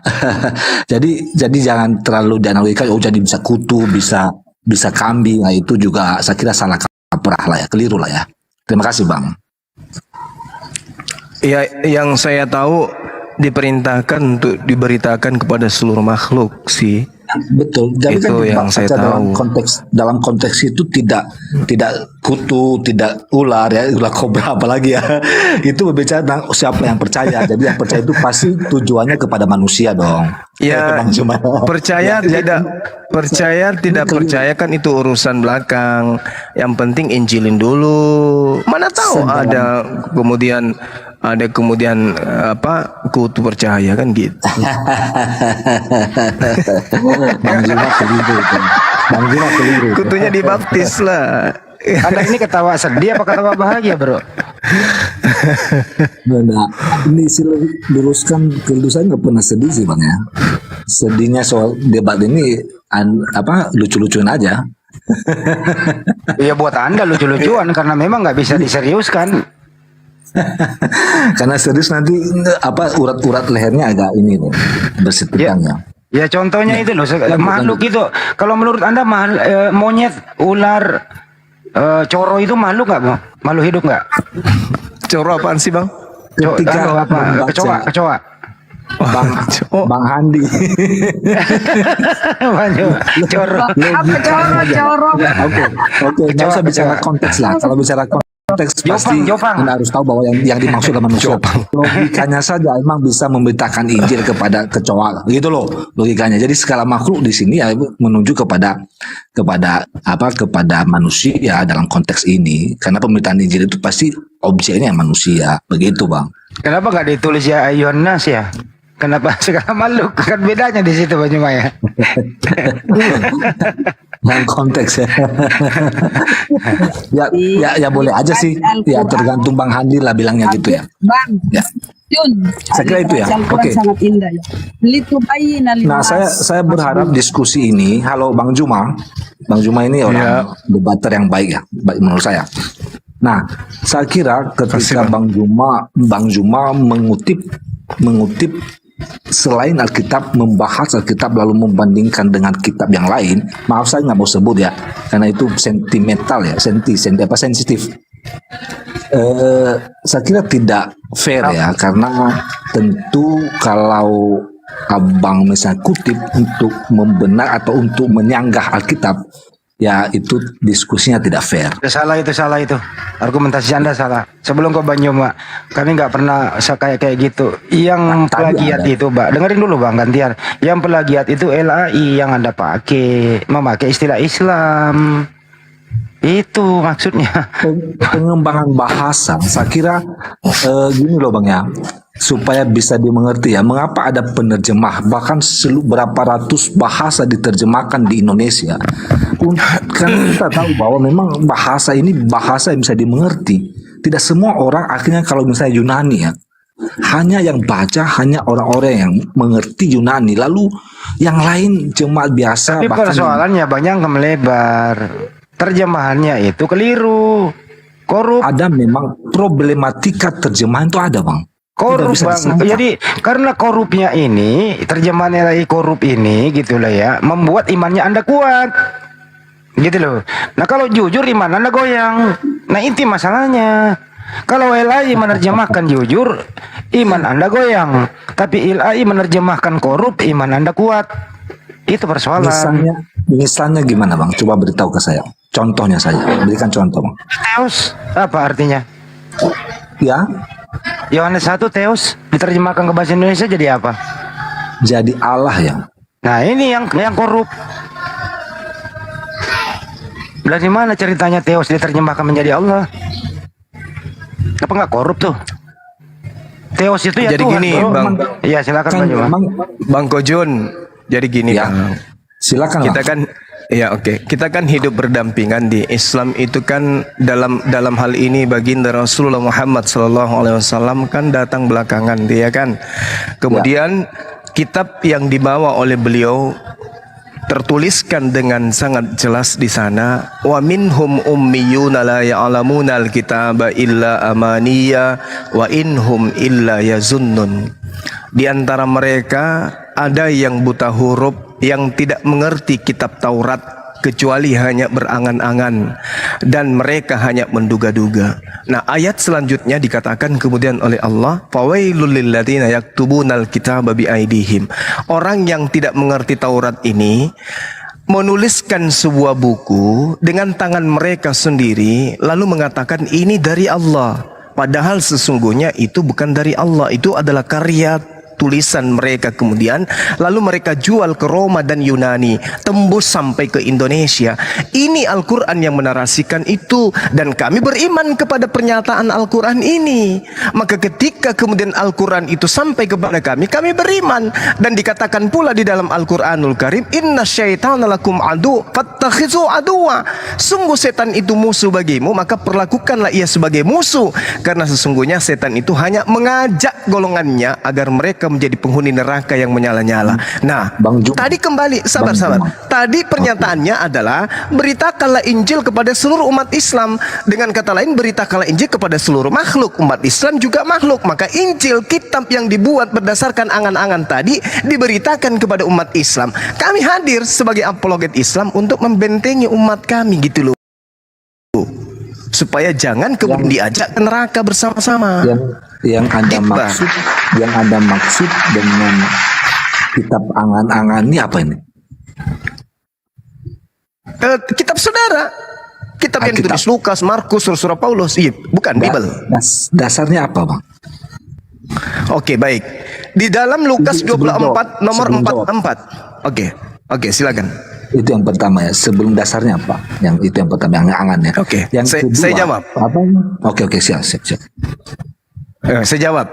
Lukas 24 nomor 44, 45, 46. Yesus dituduh bahwa Yesus berkata, ada tertulis tentang Yesus di dalam Taurat bahwa Yesus akan mati dan bangkit pada hari ketiga. Apakah betul ada di Taurat? Coba Anda tunjukkan kalau ada. Ternyata tidak ada. Berarti Al-Quran tidak salah dengan mengatakan mereka hanya berangan-angan, mereka tidak mengerti Taurat. Ini Al-Quran, Al-Baqarah ayat 78, ayat 79. Bang Zuma, sebentar. Lukas Jadi, berapa? silakan. Lukas Lukas berapa? 24 data Ayat nomor 46. 44 sampai 46. Mesias harus Coba menderita, Anda baca mati di dan bangkit dari antara orang mati pada hari yang ketiga. Ada tertulis di mana itu di kitab Taurat? Tertulis di Taurat. Mesias harus menderita, mati dan bangkit dari antara orang mati pada hari yang ketiga. Di mana ada tertulis seperti itu? Kalau nggak ada, itu angan-angan. Betul kata Bang Juma. Kata Al-Quran, akhi. Ya, kata Al-Quran. Betul. Bukan kata saya. Iya. Coba tunjukkan di mana itu. Sebentar Bang, ayat berapa? Tunggu saya ini ya. Lukas 24 ya? Iya, dari ayat 44. Iya. Lalu Oh, Yesus Bang. membuka pikiran mereka sehingga mereka mengerti kitab suci. Lalu Yesus berkata, harus digenapi apa yang tertulis tentang aku di dalam kitab Taurat Musa, kitab para nabi dan kitab Mazmur. Demikian katanya, ada tertulis demikian, Mesias harus menderita, mati dan bangkit dari antara orang mati pada hari yang ketiga. Di mana ada tulisan seperti itu? Cari di Taurat nggak nemu. Kita Di para nabi nggak Nevi'im, nemu. Ketubim nggak nemu. Di Mazmur nggak nemu. Jadi penulis ini nggak terbukti tulisannya. Tidak terbukti rujukannya gitu loh, bro. Itulah yang Al-Quran katakan. Oke. Ini harus dimengerti ya. Di ayat 45 ya, saya lihat ya. 46-nya, 46.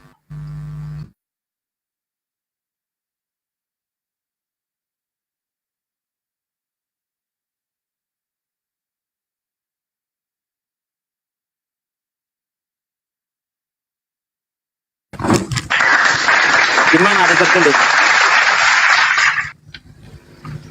Rujukannya itu penulis tertulis di Mazmur, kitab Taurat dan kitab para nabi. Dicari nggak nemu, Bong. Itu, Bong. Nih, saya kasih contoh. Perhatikan ya. Saya kasih Perhatikan contoh ya. Bang, bentar. Itu Saya kasih contoh Bang, biar Anda nggak salah Pak jawab Bang. Sikit-sikit. Iblis berkata kepada Yesus dalam Matius 4 ayat 6. Ya, ada tertulis tentang engkau. Malaikat akan diperintahkan untuk menatang engkau di atas tangannya supaya kakimu jangan terantuk kepada batu. Itu betul-betul ada tertulis di dalam Mazmur 91 ayat 11 12. Bunyinya seperti itu. Nah, sekarang ketika Yesus berkata ada tertulis demikian, Mesias harus menderita, mati dan bangkit dari antara orang mati pada hari yang ketiga, itu tertulis di mana? Contoh sudah saya kasih, monggo dijawab.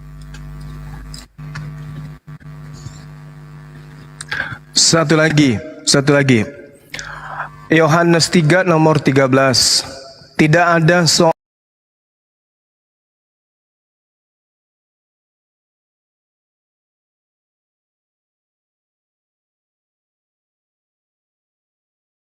Elia lebih dulu naik ke surga daripada Yesus. Padahal Elia juga manusia. Tidak ada manusia yang naik ke surga selain Yesus. Yohanes 3 nomor 13. Ternyata 2 Raja-Raja 2 nomor 11, Elia lebih dulu naik ke surga daripada Yesus. Inilah semua pembuktian kebenaran Al-Quran. Ketika Al-Quran mengatakan, "Fawailul lilladzina yaktubunal kitaba biaidihim." Mereka menulis sebuah buku dan mengatakan ini dari Allah, padahal itu karangan mereka sendiri. Kenapa demikian? Karena mereka sejatinya tidak mengerti Taurat, tidak mengerti kitab para nabi. Mereka hanya berangan-angan. Wa minhum ummiyuna la ya'lamuna al-kitaba biaidihim kitab illa amaniya wa inhum illa yazunnun. Wa minhum ummiyuna la ya'lamuna al-kitaba illa amaniya Wa inhum illa yazunnun. Ya, kayak gitu. Mereka hanya menduga-duga, mereka hanya berangan-angan. Mereka tidak mengerti tentang kitab terdahulu, kitab Taurat dan seterusnya. Mereka hanya menuliskan berdasarkan angan-angan dan dugaan-dugaan mereka saja. Dan itu terbukti hari ini kita buktikan. Kecuali Anda hanya ingin mengedepankan ego di dalam beragama. Tapi kalau Anda ingin mendudukkan, ya kok dari mana Rasulullah Muhammad SAW tahu? Ini 1400 tahun silam, belum ada listrik, belum ada komputer, belum ada internet, belum ada perjanjian lama diterjemahkan dalam seluruh bahasa. Kok bisa beliau tahu? Seorang diri dia di zaman jahiliyah tidak ada apa-apa, dia tidak pernah baca Taurat, dia tidak pernah baca Injil, dia tidak ngerti Ibrani, dia nggak ngerti Aramaik, dia tidak ngerti Yunani, dia ummi, dia buta huruf, tapi kok dia paham bahwa orang-orang menulis sebuah kitab dengan tangan mereka sendiri karena mereka buta huruf terhadap kitab Taurat, dan hari ini terbukti kebenarannya seperti itu. Ya. Oke, Bang Juma memang dalam mengutip itu juga harus lihat konteks ya. Jadi beberapa bagian Bang Juma agak keliru. Nah, di ayat 44 itu perkataanku yang tahu katakan kepadamu, lihat perhatikan yang digenapi itu dalam kitab Taurat, Mazmur, dan kitab Nabi itu tentang nubuatan akan kedatangan Kristus. Itu bicara itu. Oke ya. Nah, yang kedua tentang di ayat selanjutnya 46 itu beda loh jarak. Ayat 45, lalu ia membuka pikiran mereka. Jadi sebelumnya mereka tidak mengerti, lalu sehingga mereka mengerti kitab suci. Kitab suci yang mana? Katanya kepada mereka, ada tertulis demikian, Mesias harus menderita dan bangkit dari antara orang mati.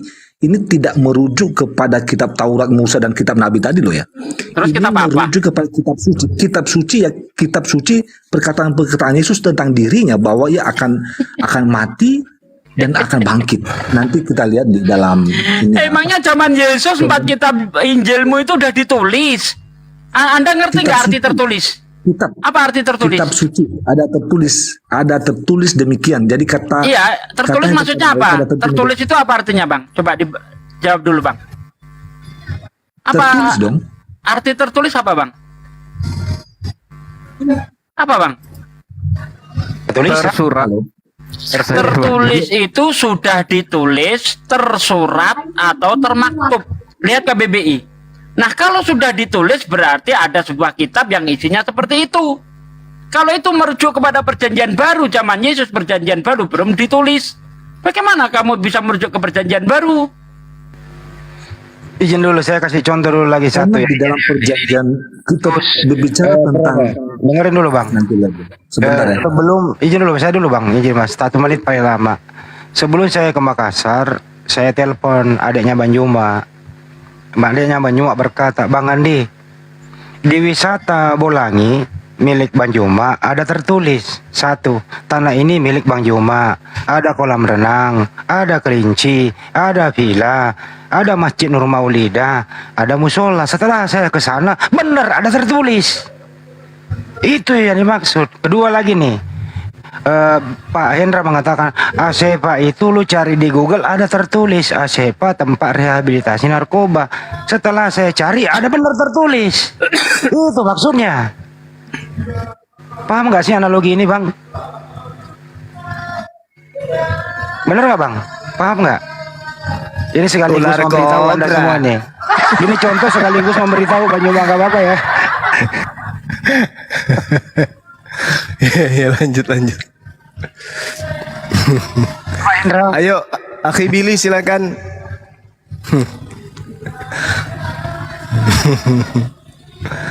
Akhi Bil. Ini contoh loh, begitu maksudnya kalau diskusi ada tertulis. Halo Bang Andi. Momposi. Bang Andi. Masih mau kau datang besok? Kita perjanjian lama daripada Yesus. Iblis saja mengutip langsung tepat dia. Ada tertulis demikian.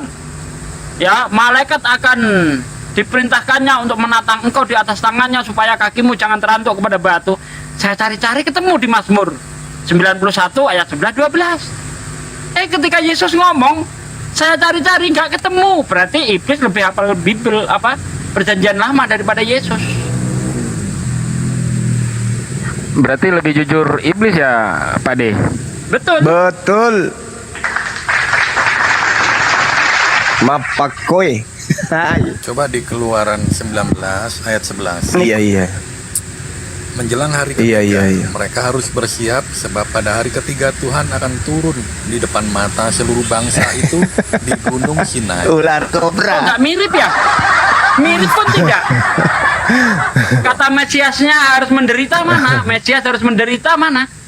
Mesias harus menderita, mati dan bangkit dari Ular antara orang kobranya mati mendesis lagi. pada hari yang ketiga. Mana? Kok nggak mirip belas? Oke, Hosea 6 ayat Mirip pun tidak. Iya. Ia akan Iya. hidupkan kita. Inilah Sudah Mesiasmu. Kita lagi di Serang, Banten.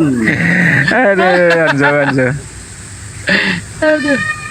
Aki, aku off dulu ya. Ada teman-teman dari Baik, Aki. Triyat. Iya, Masya Allah. Oke, Iya. sampai ketemu. Oke, Jangan lupa, sip. Jangan Mesias lupa itu petikan manusia gitarnya. Tuhan. Ya. Allahu Akbar. Oke, sampai ketemu lagi Iya, Aki. teman-teman. Let's Iya, Raut, sip. Let's Raut. Masya Allah. Ya dende. Ya dende.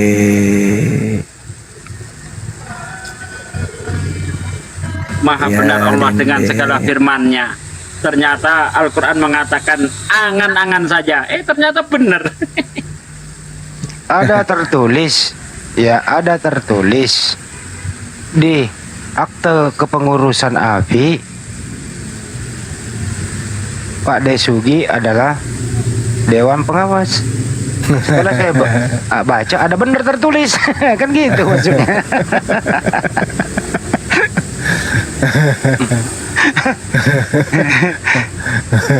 Udah dikasih contoh susah amat. Ada tertulis ya, wisata Bolangi milik Banjoma ada Masjid Nur Maulidah. Setelah saya cek ada beneran, jadi nggak bohong gitu loh. Ular kobra. Di kitab ini ada tertulis Yesus adalah Tuhan. Saya buka nggak ada. Wah, bohong nih saya nih. Di kitab ini ada tertulis Yesus adalah Tuhan, ya kan? Saya buka nggak ada. Ini kitab-kitab hadis ini ternyata ini. Oh, nggak ada Yesus Tuhan. Berarti saya bohong. Kalau di sini ada tertulis tulisan Arab bunyinya Bismillahirrahmanirrahim misalnya, saya buka ada kan gitu. Nah itu baru bener gitu loh bos. Masa arti tertulis aja nggak paham sih? Ada tertulis. Ada tertulis demikian, Mesias harus menderita dan bangkit di antara orang mati pada hari ketiga. Mana lah ada? Ada. Ada.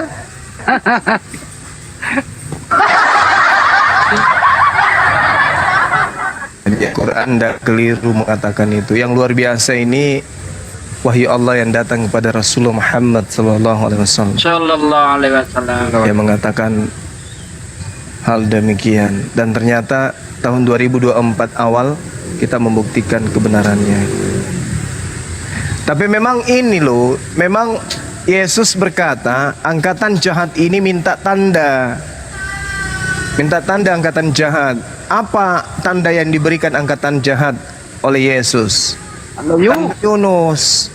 Nah, berarti yang beriman percaya kepada bangkit hari ketiga itu adalah orang-orang jahat. Tanda Yunusnya itu angkatan jahat ini meminta tanda, dan tidak ada tanda yang diberikan kepada mereka selain tanda Yunus. Apa itu? Mati, bangkit, hidup 3 hari 3 malam dalam perut ikan. Nah, tanda ini diberikan kepada angkatan jahat. Siapa yang beriman kepada 3 hari 3 malam dalam kubur? Kristen. Berarti angkatan jahatnya adalah ular kobra. Allahu Akbar. Ya, lanjut. Saya bikin kopi dulu, campur masako, pusing saya. Kasih bedak, jangan lupa kasih bedak. Bagaimana Sebentar Bang Hanzo ya. Bagaimana Bang Andi, kelinci siapa Bang? dulu Bang Andi tuh? Immanuel. Bentar dulu. Bagaimana kelinci Banyuma? Tetap stabil kelinci kita? Kelinci alhamdulillah sekarang makin besar, sudah hampir mirip kambing.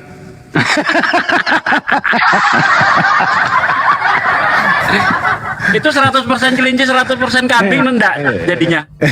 Ya hampir lah. Allahu Akbar, Masya Allah.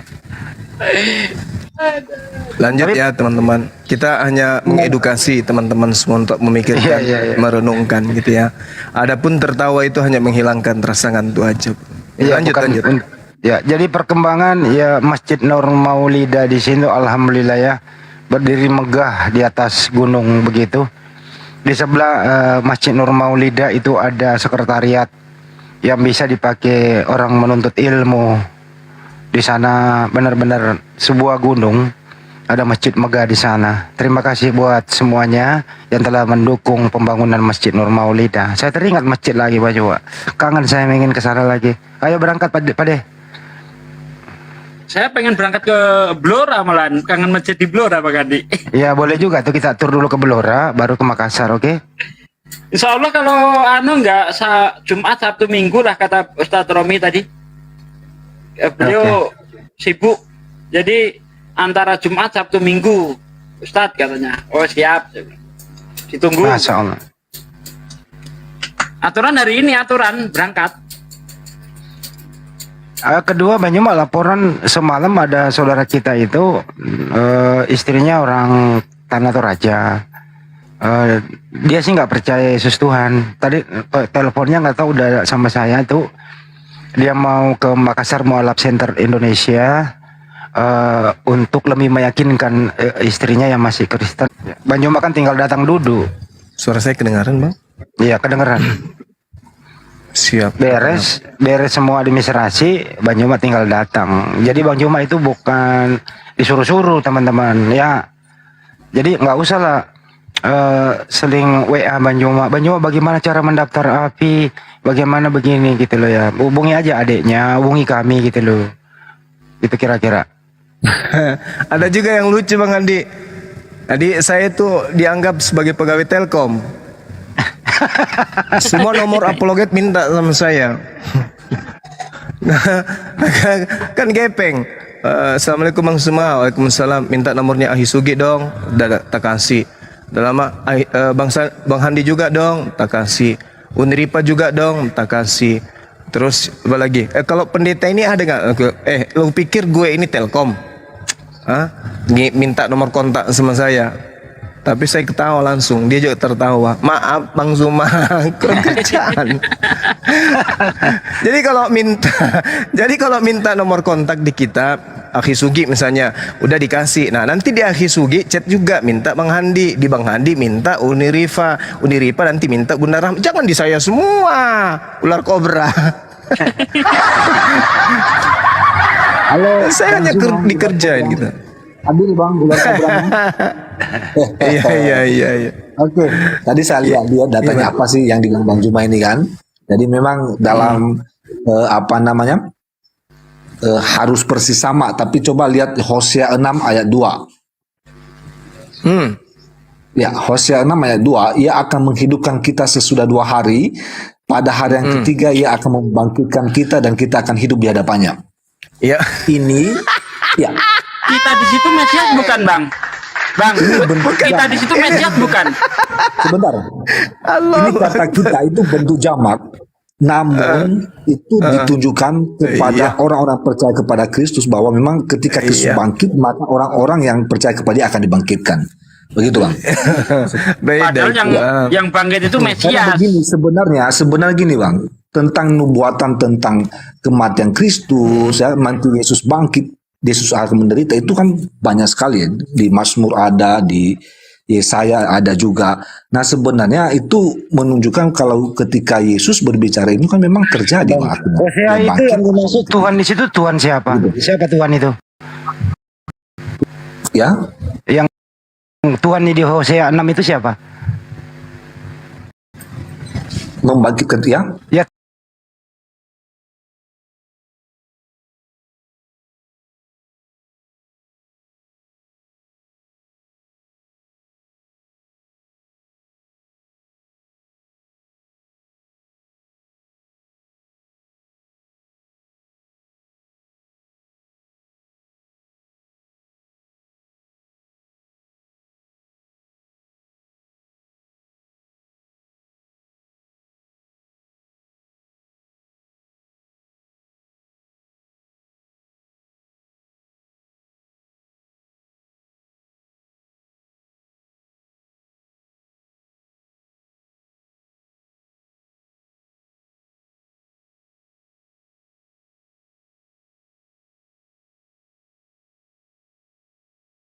ke pasar, yang ditunjukkan pulang ke rumah.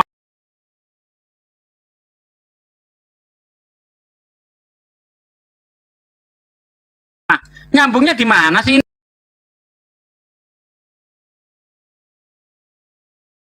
Ini dia akan menghidupkan kita, padahal yang akan bangkit itu Mesias. Tulisannya Mesias akan menderita, mati dan bangkit dari antara orang mati pada hari yang ketiga. Hosea 6 ayat 2, dia akan menghidupkan kita setelah 2 hari. Bukankah gimana sih? Pada hari yang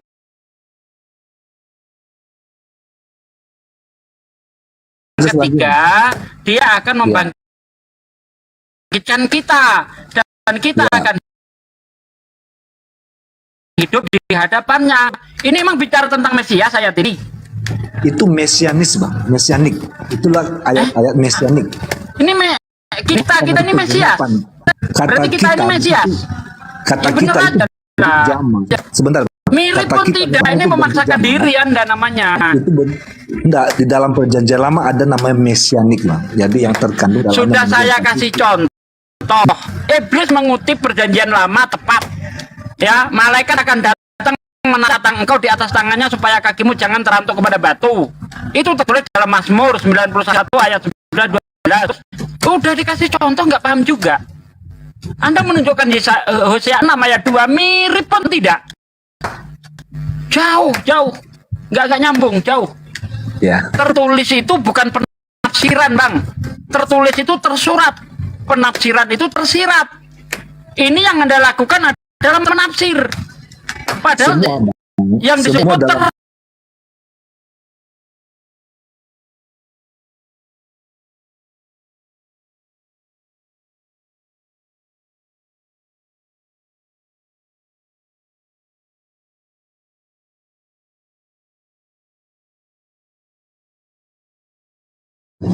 ya itu nggak nyambung, Bang. Nggak nyambung. Mirip pun tidak. tidak ya, itu dalam pandang Kristen itu bentuknya mesianis ya. Jadi mesianik memang bentuk jamak kita, tapi ketika itu maksudnya bahwa ketika Kristus bangkit pada hari yang ketiga, itu juga orang percaya kepadanya juga akan bangkit. Begitu. Itu penafsiran, Bang. Tertulis bukan penafsiran. Penafsiran itu tersurat, tersirat. Ada makna seperti ini. Itu tersirat namanya. Kalau tertulis itu tersurat, termaktub, atau sudah ditulis. Itulah namanya. Makanya ketika iblis mengutip, ada tertulis. Ya, malaikat akan diperintahkan untuk menatang engkau di atas tangannya, supaya kakimu jangan terantuk kepada batu. Langsung kita cari tulisan itu, bukan tafsirannya yang kita cari. Ketemu. Gitu loh. Silakan Bang Juma, lanjut. Aku lelah. Sebenarnya nggak begini-begini nggak bisa dibuktikan, bro. Apapun itu lebih menyerah bahwa ya maklumi apa adanya lah. Itu aja sih jawaban sederhana. Jangan berusaha untuk menafsirkan sesuatu yang nggak bisa ditafsir. Tambah ruwet, tambah jauh dari topik. Hari ini saya belum Di dalam kitab menjawabnya. perjanjian, di dalam kitabmu ada tertulis Nabi Muhammad pengganti Yesus. Anda mau nggak saya kasih penafsiran? Padahal saya ngomong tertulis. Ada tertulis namanya Nabi Muhammad akan menggantikan Yesus gitu. Dicari nggak ada. Berarti saya bohong. Tapi kalau tafsir oke. Padahal yang kita cari adalah tulisan. yang saya baca bukan.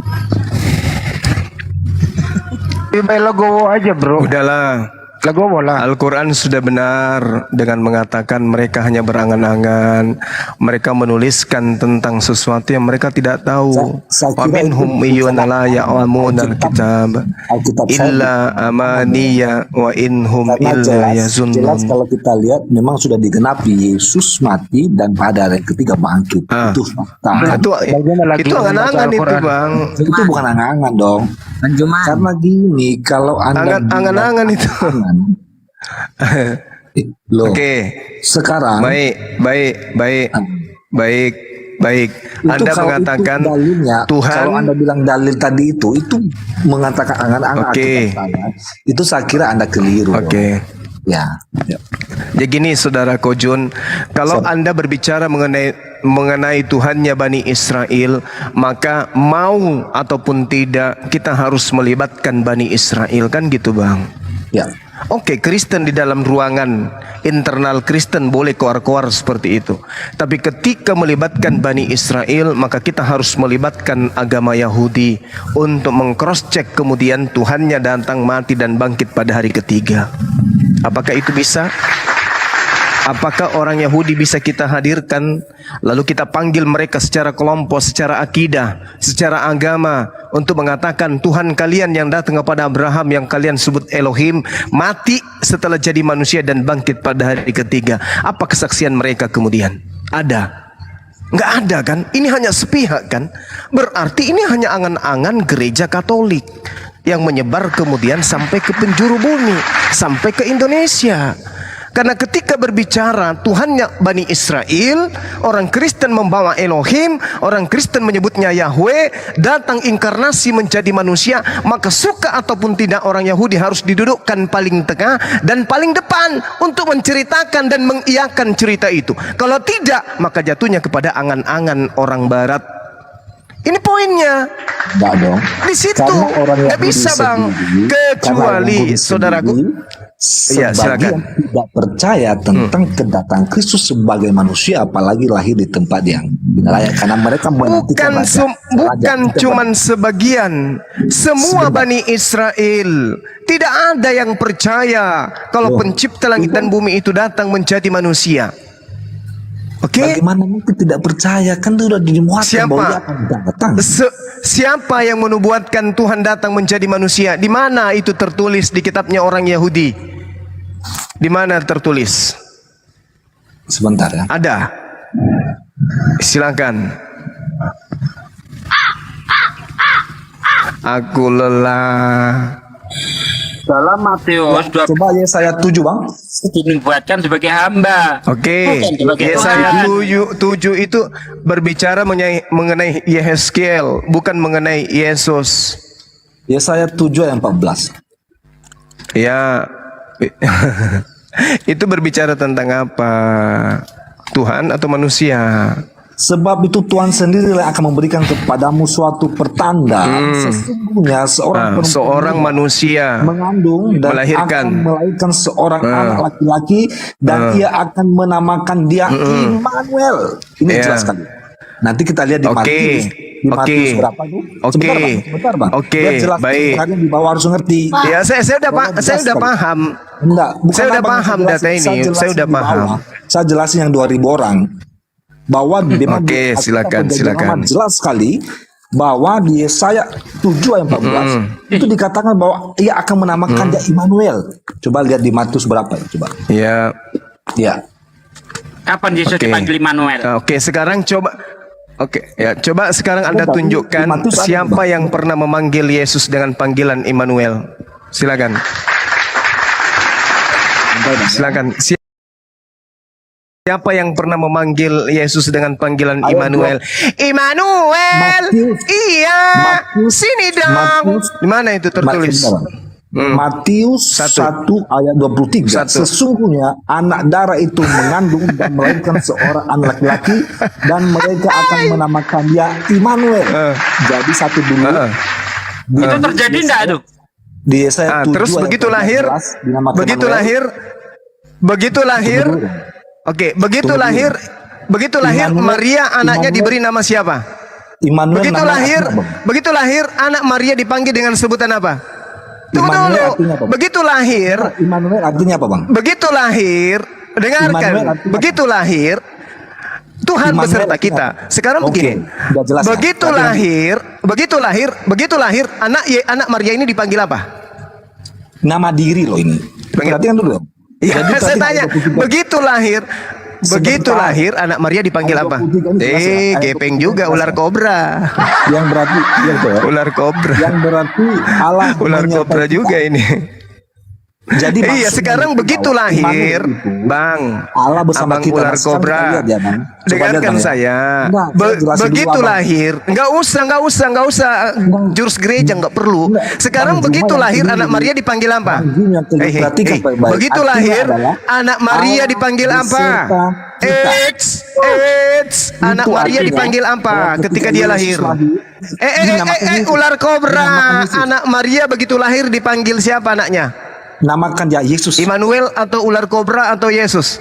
Yesus. Betul. Loh, ini di Matius tidak ada yang salah. Itu nama diri, Bang. Nah, sementara nama diri yang namanya Yesus sama Iya, dengan- sekarang sama siapa dengan yang Bunda menamai Rama, sama Yesus? Siapa yang menamai Yesus dengan panggilan Immanuel? Siapa? Anda tahu? Diam-diam Ini datang sini jelas pitok ya, kayak ular namakan kobra juga. Immanuel itu artinya apa? Allah beserta Iya, kita. siapa? Ketika Yesus- Jangan artinya, Pak. ketika Yesus Jangan sudah artinya, hadir ngapain arti? yang dunia, Sekarang yang dunia, kita itu minta, artinya yang dia kita bersama minta di dengan sini kita. Apa adalah, kita aduh, dengan Allah. kalau cuman jualan obat, kalau Bukan cuman jualan jualan obat itu di gereja. Bang Juma itu Sekarang banyak tunjukkan yang jual siapa obat. yang pernah memanggil Yesus. Sekarang buktikan siapa yang pernah memanggil Yesus dan panggilan Immanuel. Siapa? Siapa? Immanuel itu artinya Siapa? apa, Bang? Lo kok artinya? Allah beserta kita. Allahu Jadi Akbar. Kristus Siapa yang pernah menamai Yesus, yang pernah menamai anak Maria dengan panggilan Immanuel? Siapa? bisa dipanggil Kalau siapa Anda aja. mengatakan Itu nama Yesus diri, itu Nama ular kobra. Bang. Yes, Bang Zuma. Aku lelah paman. Loh, kan udah digenapi Capek ya. aku, Bang. Yesaya Dengan 7:14 itu sudah tergenapi. apa pula? Apabila anak itu lahir, maka dia dinamai Emmanuel. Begitu Maria melahirkan anaknya dinamai Yesus. Yesus dalam bahasa Latin artinya apa? Bang, Yesus dalam bahasa Latin artinya apa, Bang? Itu Yesus. Bang? Sebentar. Allahu Jadi, Akbar. Bang Zuma, Aduh, Yesus dalam bahasa Latin Bang artinya Zuma. apa? Kasihan kawanku ini. Enggak, Iya, Bang Zuma gimana? yang keliru. Bang Zuma yang keliru. Kok keliru pula? Coba pakailah otak Ini Anda jelas ya. sekali-kali, Bang. Tadi Apabila katanya, Anda jangan dibuatnya. aduh, susah karena Sudah Anda nggak dijelasin. mau mendengar soalnya. Enggak, Bang Zuma yang harus dengar Apa? ini. Ini soal kitab saya. Ini bukan ngangan, jadi jelas. ya. Apa pula Jadi, kitab saya Anda ini kitabnya Yahudi. Sebab itu Tuhan sendirilah yang akan memberikan kepadamu suatu tanda, sesungguhnya seorang perempuan muda mengandung dan akan melahirkan seorang anak laki-laki, dan dia akan menamakan, bukan dikatakan dia akan mengartikan, tapi dia akan menamakan Immanuel. Bukan artinya, tapi memang namanya Immanuel. Sekarang di siapa Matius yang 1, pernah memberikan Yesus? Aduh, parah ini. Siapa yang pernah memanggil Yesus dengan panggilan Immanuel? Siapa? Siapa, Bang? Siapa yang pernah memanggil Yesus dengan panggilan Immanuel? Dia tidak diterjemahkan, tapi dia dinamakan. Ia akan dinamakan Shem. Dalam bahasa Ibrani itu nama. Jadi Shem, dari dia yang lahir dari wanita itu, namanya adalah Immanuel. Siapa yang pernah memanggil nama Yesus dengan panggilan? Saya tanya dulu Bang Zuma deh. Itu Waduh. tergenapi tidak? Dari Yesaya 7:14. Tidak terjemah, tidak, sama sekali tidak. Kenapa? Karena dengarkan saya, Bang. Di dalam Yesaya 7 nomor 14, dengar saya, Bang, dengar. Dengarkan saya, Bang, dengarkan saya. Dengarkan saya, Bang. Anda kan Kristen penyembah manusia. Dengarkan saya yang paham kitabnya orang Yahudi. Anda mau seperti apapun di kitabnya Yahudi, tetap aja Anda akan menggiring menyembah anak Maria. Sekali-kali dengarkan otak Anda itu supaya berfungsi, jangan kayak ular kobra. Di sini kitabnya orang Yahudi Yesaya 7 nomor 14, dengarkan baik-baik. Bahasa Ibrani yang digunakan di sana adalah Shemkara. Shemkara artinya sebutan yang akan muncul. Waduh, abang ini dengarkan dulu, Bang. Itu udah jelas. Ada turunkan ini, host, turunkan host. Ular kobra ini diturunkan. Iya, Bang. Tidak ada gunanya orang yang tidak mau belajar. Turunkan. Ya, kamu ke gereja, Kocun, kamu ke gereja, habis itu cebok air 1 sendok. Ya, jadi teman-teman, di dalam kitabnya orang Yahudi, bukan kitabnya Kristen ya, kitabnya orang Yahudi yang dicuri oleh gereja, Yesaya 7:14, di situ sangat jelas mengatakan apa? Shem Kara dalam bahasa Ibrani. Apa maksudnya tuh? Penyebutannya jadi sebutan ketika bunyi mulut, ketika mulut itu bunyi memanggil anak Maria, anak wanita ini, maka mulut akan berbunyi Immanuel. Oke? Suara yang muncul ketika anak tersebut terpanggil adalah Immanuel. Oke? Sekali lagi saya ulang. Suara Shem Kara, ucapan, ikra, bacaan, sebutan, lisan yang akan berbunyi ketika kemudian dipanggil anak ini adalah Immanuel. Bukan artinya Tuhan beserta kita, ini maaf. Tidak, bukan itu. Ya. Bukan. Tapi yang muncul kemudian adalah Immanuel. Nah, sekarang permasalahannya adalah siapa manusia stres, siapa manusia gepeng yang pernah memanggil anak Maria dengan panggilan Immanuel? Ada. Pak RT, Pak RW, Pak Dusun, Pak Dukun, Pak Santet. Ada yang pernah memanggil anaknya Maria panggilan Immanuel. Immanuel, iya paman, sini kadia, kita pergi ke bawah pohon ara. Mau ngapain paman? Kita lihat, tengok, mana tahu ada pohon ara berbuah. Sini Immanuel, Immanuel sini. Tak ada yang pernah memanggil Yesus itu dan panggil Immanuel. Yesus malah dipanggil dengan anak domba. Mbek, kadia. Itu panggilannya. Kalau dipanggil dia Immanuel, itu siapa yang pernah manggil dia Immanuel? Enggak ada. Jadi jangan pandai-pandaian mengambil kitabnya orang Yahudi mendudukkan pada perkara bohong. Tak boleh. Makanya Al-Quran mengatakan, ulaika hum syarrul bariyah. Mereka orang-orang kafir itu seburuk-buruknya makhluk. Kenapa? Mereka memberitakan berita yang bohong, berita yang tidak benar. Maka Al-Quran tidak pernah salah mengatakan, inna syaitana lakum adu fattakhizu aduwa innama yad'u hisbahu liyakunu min ashabis sa'ir. Sungguh setan itu musuh bagimu. Perlakukan jotun itu sebagai musuh. Jangan kau biarkan dia menyesatkan manusia dengan mengatakan Yesus bernama Immanuel, karena itu adalah bohong. Karena sesungguhnya setan itu hanya mengajak golongannya agar mereka menjadi penghuni neraka yang menyala-nyala. Jadi ini kalau ada orang yang percaya bahwa Yesus pernah dipanggil dengan sebutan Immanuel, berarti dia adalah segolongan dengan setan. Orang waras mana yang mau percaya? Orang sehat mana yang mau percaya? Coba. Orang yang tidak gila mana yang mau percaya bahwa Yesus pernah dipanggil Immanuel? Hanya orang sinting yang otaknya cuma secuil yang mau percaya itu. Kenapa? Data Bible, satu kitab tidak pernah Yesus itu dipanggil dengan sebutan Immanuel. Sedangkan kitabnya orang Yahudi jelas mengatakan anak itu akan dipanggil Shemkara, anak itu akan dipanggil Shemkara Immanuel. Anak itu akan disebut dengan panggilan, dengan suara, dengan lisan, dengan sebutan Immanuel, bukan Yesus. Jadi silakan Anda menggait orang-orang gila, orang-orang sinting yang mau percaya dengan ajaran saudara di mana Yesus pernah dipanggil Immanuel, padahal itu bohong. Yesus nggak pernah dipanggil Immanuel, Yesus hanya dipanggil sebagai anak domba. Oke, ada lagi? Ada bang, ini Ada lagi ular kobra? Ini bang. Allah, Immanuel. Dia sendiri aja pakai nama Immanuel, mamanya panggilnya apa? Acoks. Alek, pandai-pandaian. Bang, Bang Suma, Bang Suma. Kita ini punya agama masing-masing, jangan salah menghina agama masing-masing, karena kita ini juga. Kamu juga agama Islam. Pintar. Kamu agama. Pintar. Nasihatkan diri Anda. Masing-masing punya agama, masing-masing punya kitab. Jangan mengambil kitabnya Yahudi lalu menerjemahkan seenak perut. Ini kitabnya Yahudi, Yesaya 7:14, kitabnya Yahudi, jangan ditafsirkan seenak perut. Tidak ada Yesus dipanggil Immanuel, nggak ada. Ya memang benar, nggak ada namanya Immanuel. Wow, betul. Tepuk tangan. Lalu saya menghinanya di mana? Kalau memang Yesus tidak pernah dipanggil Immanuel, saya menghinanya di mana? Ya maksud saya jangan kamu berbonggong mulutmu itu karena orang itu tadi belum dia jawab.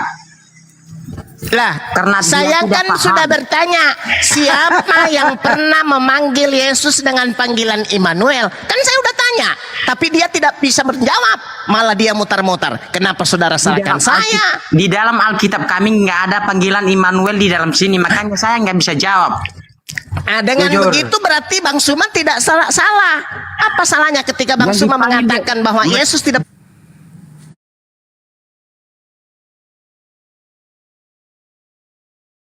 salah nggak saya? Enggak. Ya nggak salah berarti. Lalu kenapa saya dikatakan saya menghina? Ngapain Ular lagi kobra diomongin? betina juga ini.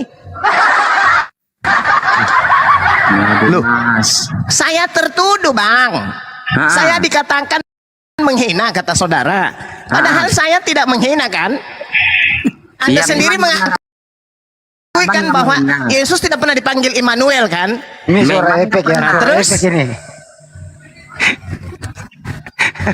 Terus kalau abang benar nggak pernah dipanggil Immanuel, ngapain lagi diomongin? Kalau kamu sudah percaya itu namanya bukan Ya Immanuel. itu dia masalahnya aku bilang inna enggak boleh dirubah kalau baca Al-Quran, enggak boleh. Harus Jangan. normal. Inna syaitan lakum adu fattakhizu aduan innama yad'u hisbah liyakunu min ashabis sa'ir. Nah kan sudah sejelas ini Al-Quran mengatakan seperti itu. Maka saya mengatakan kepada saudara, tidak ada Bang Suma menghina atau menista. Betul-betul anak Maria tidak pernah dipanggil dengan panggilan Immanuel. Paham sampai di sana kobra betina? Sampai di sana paham? Ya. Jawab dong, paham Doro. Jawab, paham Doro. Gitu loh. Masih bang nggak pernah ada orang yang memanggil Immanuel. Tes I. Masuk di mana tadi suaranya itu, lupa. Masuk terakhir yang di tengah-tengah. Coba. Oh, kunci D berarti. Iya, kunci D. Iya. Lanjut Bang. Lanjut Bang Immanuel. Silakan Bang. Saudara sudah mengakui bahwa tidak ada Yesus dipanggil Immanuel. Kita jabat tangan pelukan ya, ciuman kudus. Muah. Lanjut. Immanuel. Ya ngapain diomongin kalau kalian sudah percaya itu namanya itu nggak ada namanya yang dipanggil namanya Immanuel. Apa yang kita omongin kalau sudah percaya namanya Tuhan itu tidak pernah dipanggil Immanuel. Apa Terus, yang kalian bicarakan lagi? udah cukup, udah ulang-ulang 4 kali. Terus Tuhannya Anda Immanuel ini, Tuhan Anda namanya siapa? Immanuel, Tuhan kamu namanya siapa, Bro? Ah? Tuhan kamu namanya siapa? Tuhan kami itu bang, kalau kami yang kami sembah itu roh firman Tuhan. Namanya dulu. Mantap. Nama. Mantap. Panjang sekali. Dia mau saingi saya ini. Namanya Tuhanmu siapa, Bro? Yesus. Yesus. Yesus itu anak Maria ya? Ya, iya. Berarti kamu menuhankan anak Maria? Itu kalau kita kasih contoh kepada Bapak ini ya. Ya, ya coba. sedikit. Maria itu cuman menitip aja. Maria itu cuman melahirkan anak itu aja. Yesus itu bukan dari dunia ada dia bang ya, asalkan mengerti. Bukannya dia dari dalam kandungan, Bang? Memang dari kandungan, tetapi kandungan itu dari Roh Kudus, asalkan mengerti. Yang mengandung itu Roh Kudus. Yang mengandung itu Roh Kudus atau Maria? Memang yang menandung. Yesus Mengandung, itu, ya. bukan mengandung. Mengandung. Dia mengandung siapa? Roh Kudus atau Maria? Memang Maria. Oke, Maria mengandung. Itu kandungannya Maria, anaknya Maria ya? Iya, memang anak Maria. Anak Maria itu Tuhan kamu ya? Iya Tuhan kami, karena itu bukan dari daging, bukan dari hawa nafsu. Hawa nafsu. Pakai tajwid bang. Tapi Hawa Yesus nafsu. itu dari Roh Kudus ya, asal kamu mengerti kamu. Makanya Cuma tajwidnya salah tajwid. Hawa nafsu. Yang benar itu hawa nafsu. Lanjut Bang, lanjut. Ya, Kita gitu. bercanda sambil berdiskusi ya. Lanjut. Gitu. Jadi Tuhanmu itu manusia ya, Bro? Tuhan kami itu cuman satu Tuhan kita ini di atas yang asalkan kalian mengerti. Karena Tuhan itu diturunkan firman-Nya itu menjadi manusia. Iya, artinya Tuhan kamu manusia ya? Iya, manusia serupa dengan kita. Apalagi? Iya. Apalagi? Iya nggak apa-apa. Maka Jadi Tuhanmu manusia. anak buah. Soalan nombok. Jadi Tuhanmu manusia. Nggak apa-apa, Bro. Kau lebih jujur daripada Hanso. Jadi kamu jujur, Tuhanmu itu anaknya Maria, manusia namanya Yesus. Iya, Betul ya, Bro? memang Yesus namanya, bukan Immanuel. Iya, jadi Tuhanmu Tidak, namanya saya juga nggak Yesus. ada namanya Yesus itu Immanuel. Lari ke Immanuel, udah selesai. memang yang mengandung itu Maria, memang benar itu. Polos sekali dia orang. Di umur, Bro, di umur berapa Yesus itu jadi Tuhan? Umur Tuhan itu menjadi berapa, Mas? Maksudnya maksudnya dulu, Mas. Jangan nanya ke orang. Yesus kan ini di muka bumi. Nah, di umur berapa Yesus menjadi Tuhan? Menjadi Tuhan atau menjadi raja? Tuhan aja, kan jangan raya Tuhan. Kan Tuhanmu itu di usia berapa? Usia 30. Oh. Jadi sebelumnya bukan Tuhan dia ya. Jadi waktu bayi belum Tuhan ya? Waktu bayi belum Tuhan dia? Waktu dia dikasih namanya raja itu, Bang, asalkan mengerti Bapak itu 30 tahun baru dia disebut raja di dunia ini. Waktu bayi belum Tuhan dia, waktu bayi. Waktu bayi itu orang belum percaya dengannya karena belum diajarkan. Iya, Bang. Rasa. Masolang anak-anak. Masolang generasi. Jadi 30 tahun baru dia jadi Tuhan ya? Tahun parangrang dia. Pararang. Iya, pararang. Tapi kenapa, Bro? Kenapa Tuhan dibunuh? Bukan dibunuh, Bang. Itu yang pas dia di kayu salib itu, Bang, untuk menampungi orang-orang yang sudah berdosa.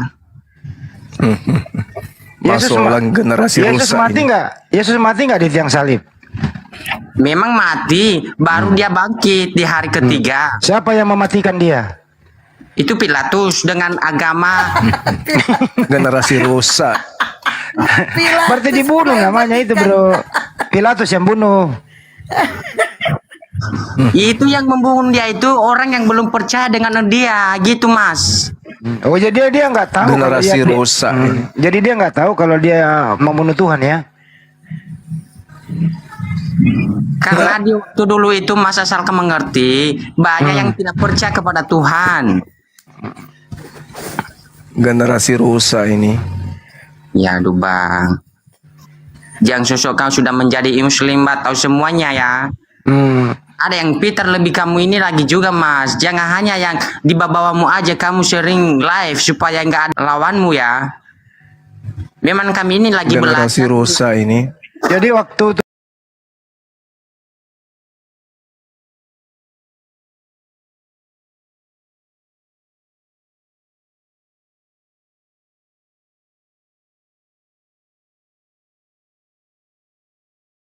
kali urusan Tuhan ya. Kamu, Bro Immanuel, kamu sedih nggak sih Tuhan pernah diolok-olok begitu, dibunuh gitu? Kamu nggak sedih? Iya, sedih lah, Mas. Manusiawi ya, Bang ya, sedih ya. Iya. Kalau sekiranya kamu ada di sana itu, kamu menolong Yesus atau kamu ikut kabur, melarikan Ya, diri? menolong Yesus lah. Kalau kamu tolong dia nggak jadi mati nanti. Bukan nggak jadi mati loh, Mas. Gimana? Memang itu orang-orang yang mau ditangkap Yesus itu waktu dulu memang udah dia ditangkap. Tetapi kalau kita menolong kita juga dibunuh, bukan hanya Yesus. Sebenarnya itu Siapa sih yang mengkhianati Yesus itu? Yesus ditangkap? Yuda Iskariot. Yudas itu ya dirasuki apa dia? Ya dirasukin setan. Kurang ajar memang setan itu ya. Ya itu orang-orang yang belum percaya kepada Tuhan. Itu orang-orang iblis. Iblis. Maksud saya iblis mas. Ya, kupingmu itu mas, kupingmu itu. Iblis. Ada ular kobra, iblis. Bilis. Jadi iblis bukan bilis, terbalik. Aduh. Jadi bilis ini, jadi bilis ini yang generasi mempengaruhi. rusak. Jadi bilis yang mempengaruhi Yudas ya.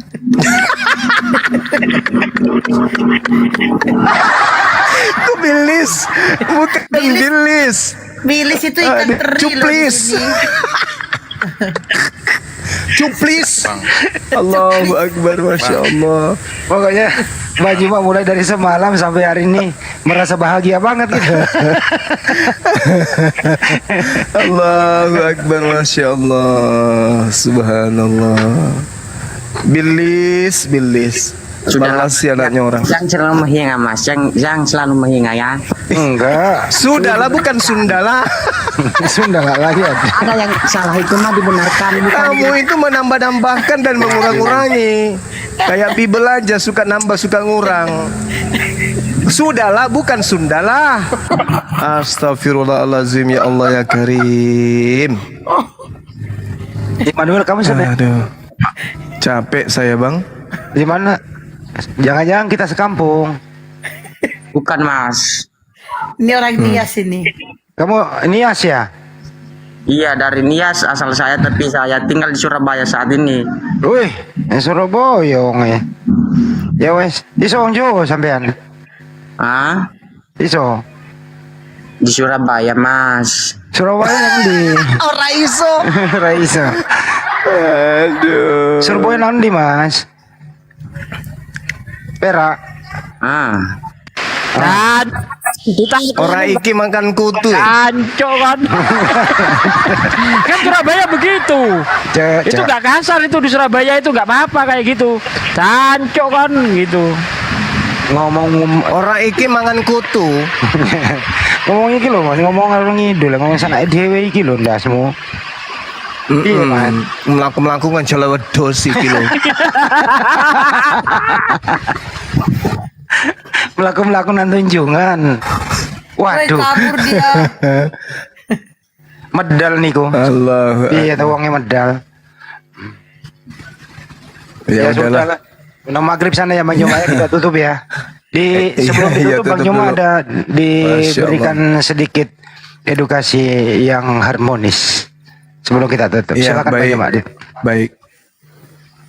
Jadi teman-teman sekalian, utamanya sahabat-sahabat Muslim ya dimanapun berada, bahwa Al-Quran ketika berbicara itu tidak ada yang keliru, tidak ada yang salah. Dari sehari Rasulullah menerima Quran sampai kepada para sahabat, sampai kepada tabi'in, tabi'in, sampai kepada para imam-imam, sampai kepada para ulama, kiai, habaib, sampai hari ini. Zaman sekarang lah, zaman dimana keindahan dan kebenaran Al-Quran itu bisa kita urai dengan sangat gamblang gitu ya. Zaman Rasulullah menceritakan Al-Quran, orang masih susah dan sulit untuk kemudian bisa mengakses dengan mudah.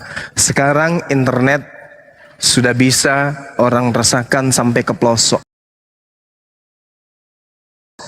Jadi ketika kita memberitakan tentang Al-Quran, maka siapapun bisa merasakan dan mendengarkan dan bisa memetik kebenaran yang ada di dalamnya. Itu juga pola yang digunakan, itu juga cara yang digunakan oleh teman-teman kita Kristen memberitakan isi Bible mereka kepada seluruh umat manusia, tak terkecuali kepada umat Islam juga. Nah, kita tampil kemudian kita adu argumen Al-Quran versus Bible, apologet Islam versus apologet Kristen, kemudian berhadapan dalam satu komal untuk memberitakan kebenaran itu. Dan hari demi hari kebenaran itu selalu dimenangkan kemudian oleh sang pemenang, yaitu Al-Quran. Mau lari kemanapun, Al-Quran tidak akan pernah keliru memberitakan suatu berita. Allah mengatakan begini, wa ikhwanuhum yamuddunahum fil gayyi summa la yuqsirun.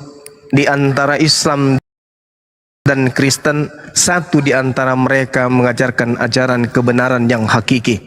Satu di antara dua agama ini yang mengajarkan kebenaran semu. Sekarang tinggal netizen, tinggal teman-teman yang mendengarkan dimanapun berada untuk memilih mana kebenaran hakiki itu, Islamkah atau Kristenkah. Tidak ada paksaan, silakan Anda memilih mana yang rasional, mana yang irrasional, mana yang hak, mana yang batil. Ya, saya pribadi mewakili teman-teman semua terhadap saudara Kristen dan terhadap umat Islam di bawah. Ketika ada penyampaian yang keliru, penyampaian yang berlebihan, cara, retorika, metode yang kami gunakan berlebihan dan tidak sesuai dengan nuansa Islami, maka saya pribadi mewakili teman-teman semuanya secara umum memohon maaf yang sedalam-dalamnya. Dan jika itu kebenaran yang kami sampaikan, karena itu bukan dari kami, tetapi dari akal Anda yang terkoneksi dengan kitab Al-Quranul Karim. Semuanya kita serahkan kepada Allah. Semoga kita diberi rahmat dan hidayah, akal yang waras sampai penghujung kehidupan kita di atas bumi, dan dimasukkan ke dalam golongan manusia yang diberi nikmat keselamatan oleh pencipta langit dan bumi. Saya kira begitu para sahabat-sahabat sekalian. Sekali lagi mohon maaf ya. Oh iya, saya punya pesan kepada sahabat yang ada di Makassar, Goa, Maros, Sulawesi Selatan lah pada umumnya, yang ingin membeli buku terkait dengan buku Siapakah Pemilik Tanah Palestina yang Sesungguhnya. Silakan DM atau Japri Bang Sadli ya sebagai admin kita, karena pada Bang Suma itu dikirim juga buku.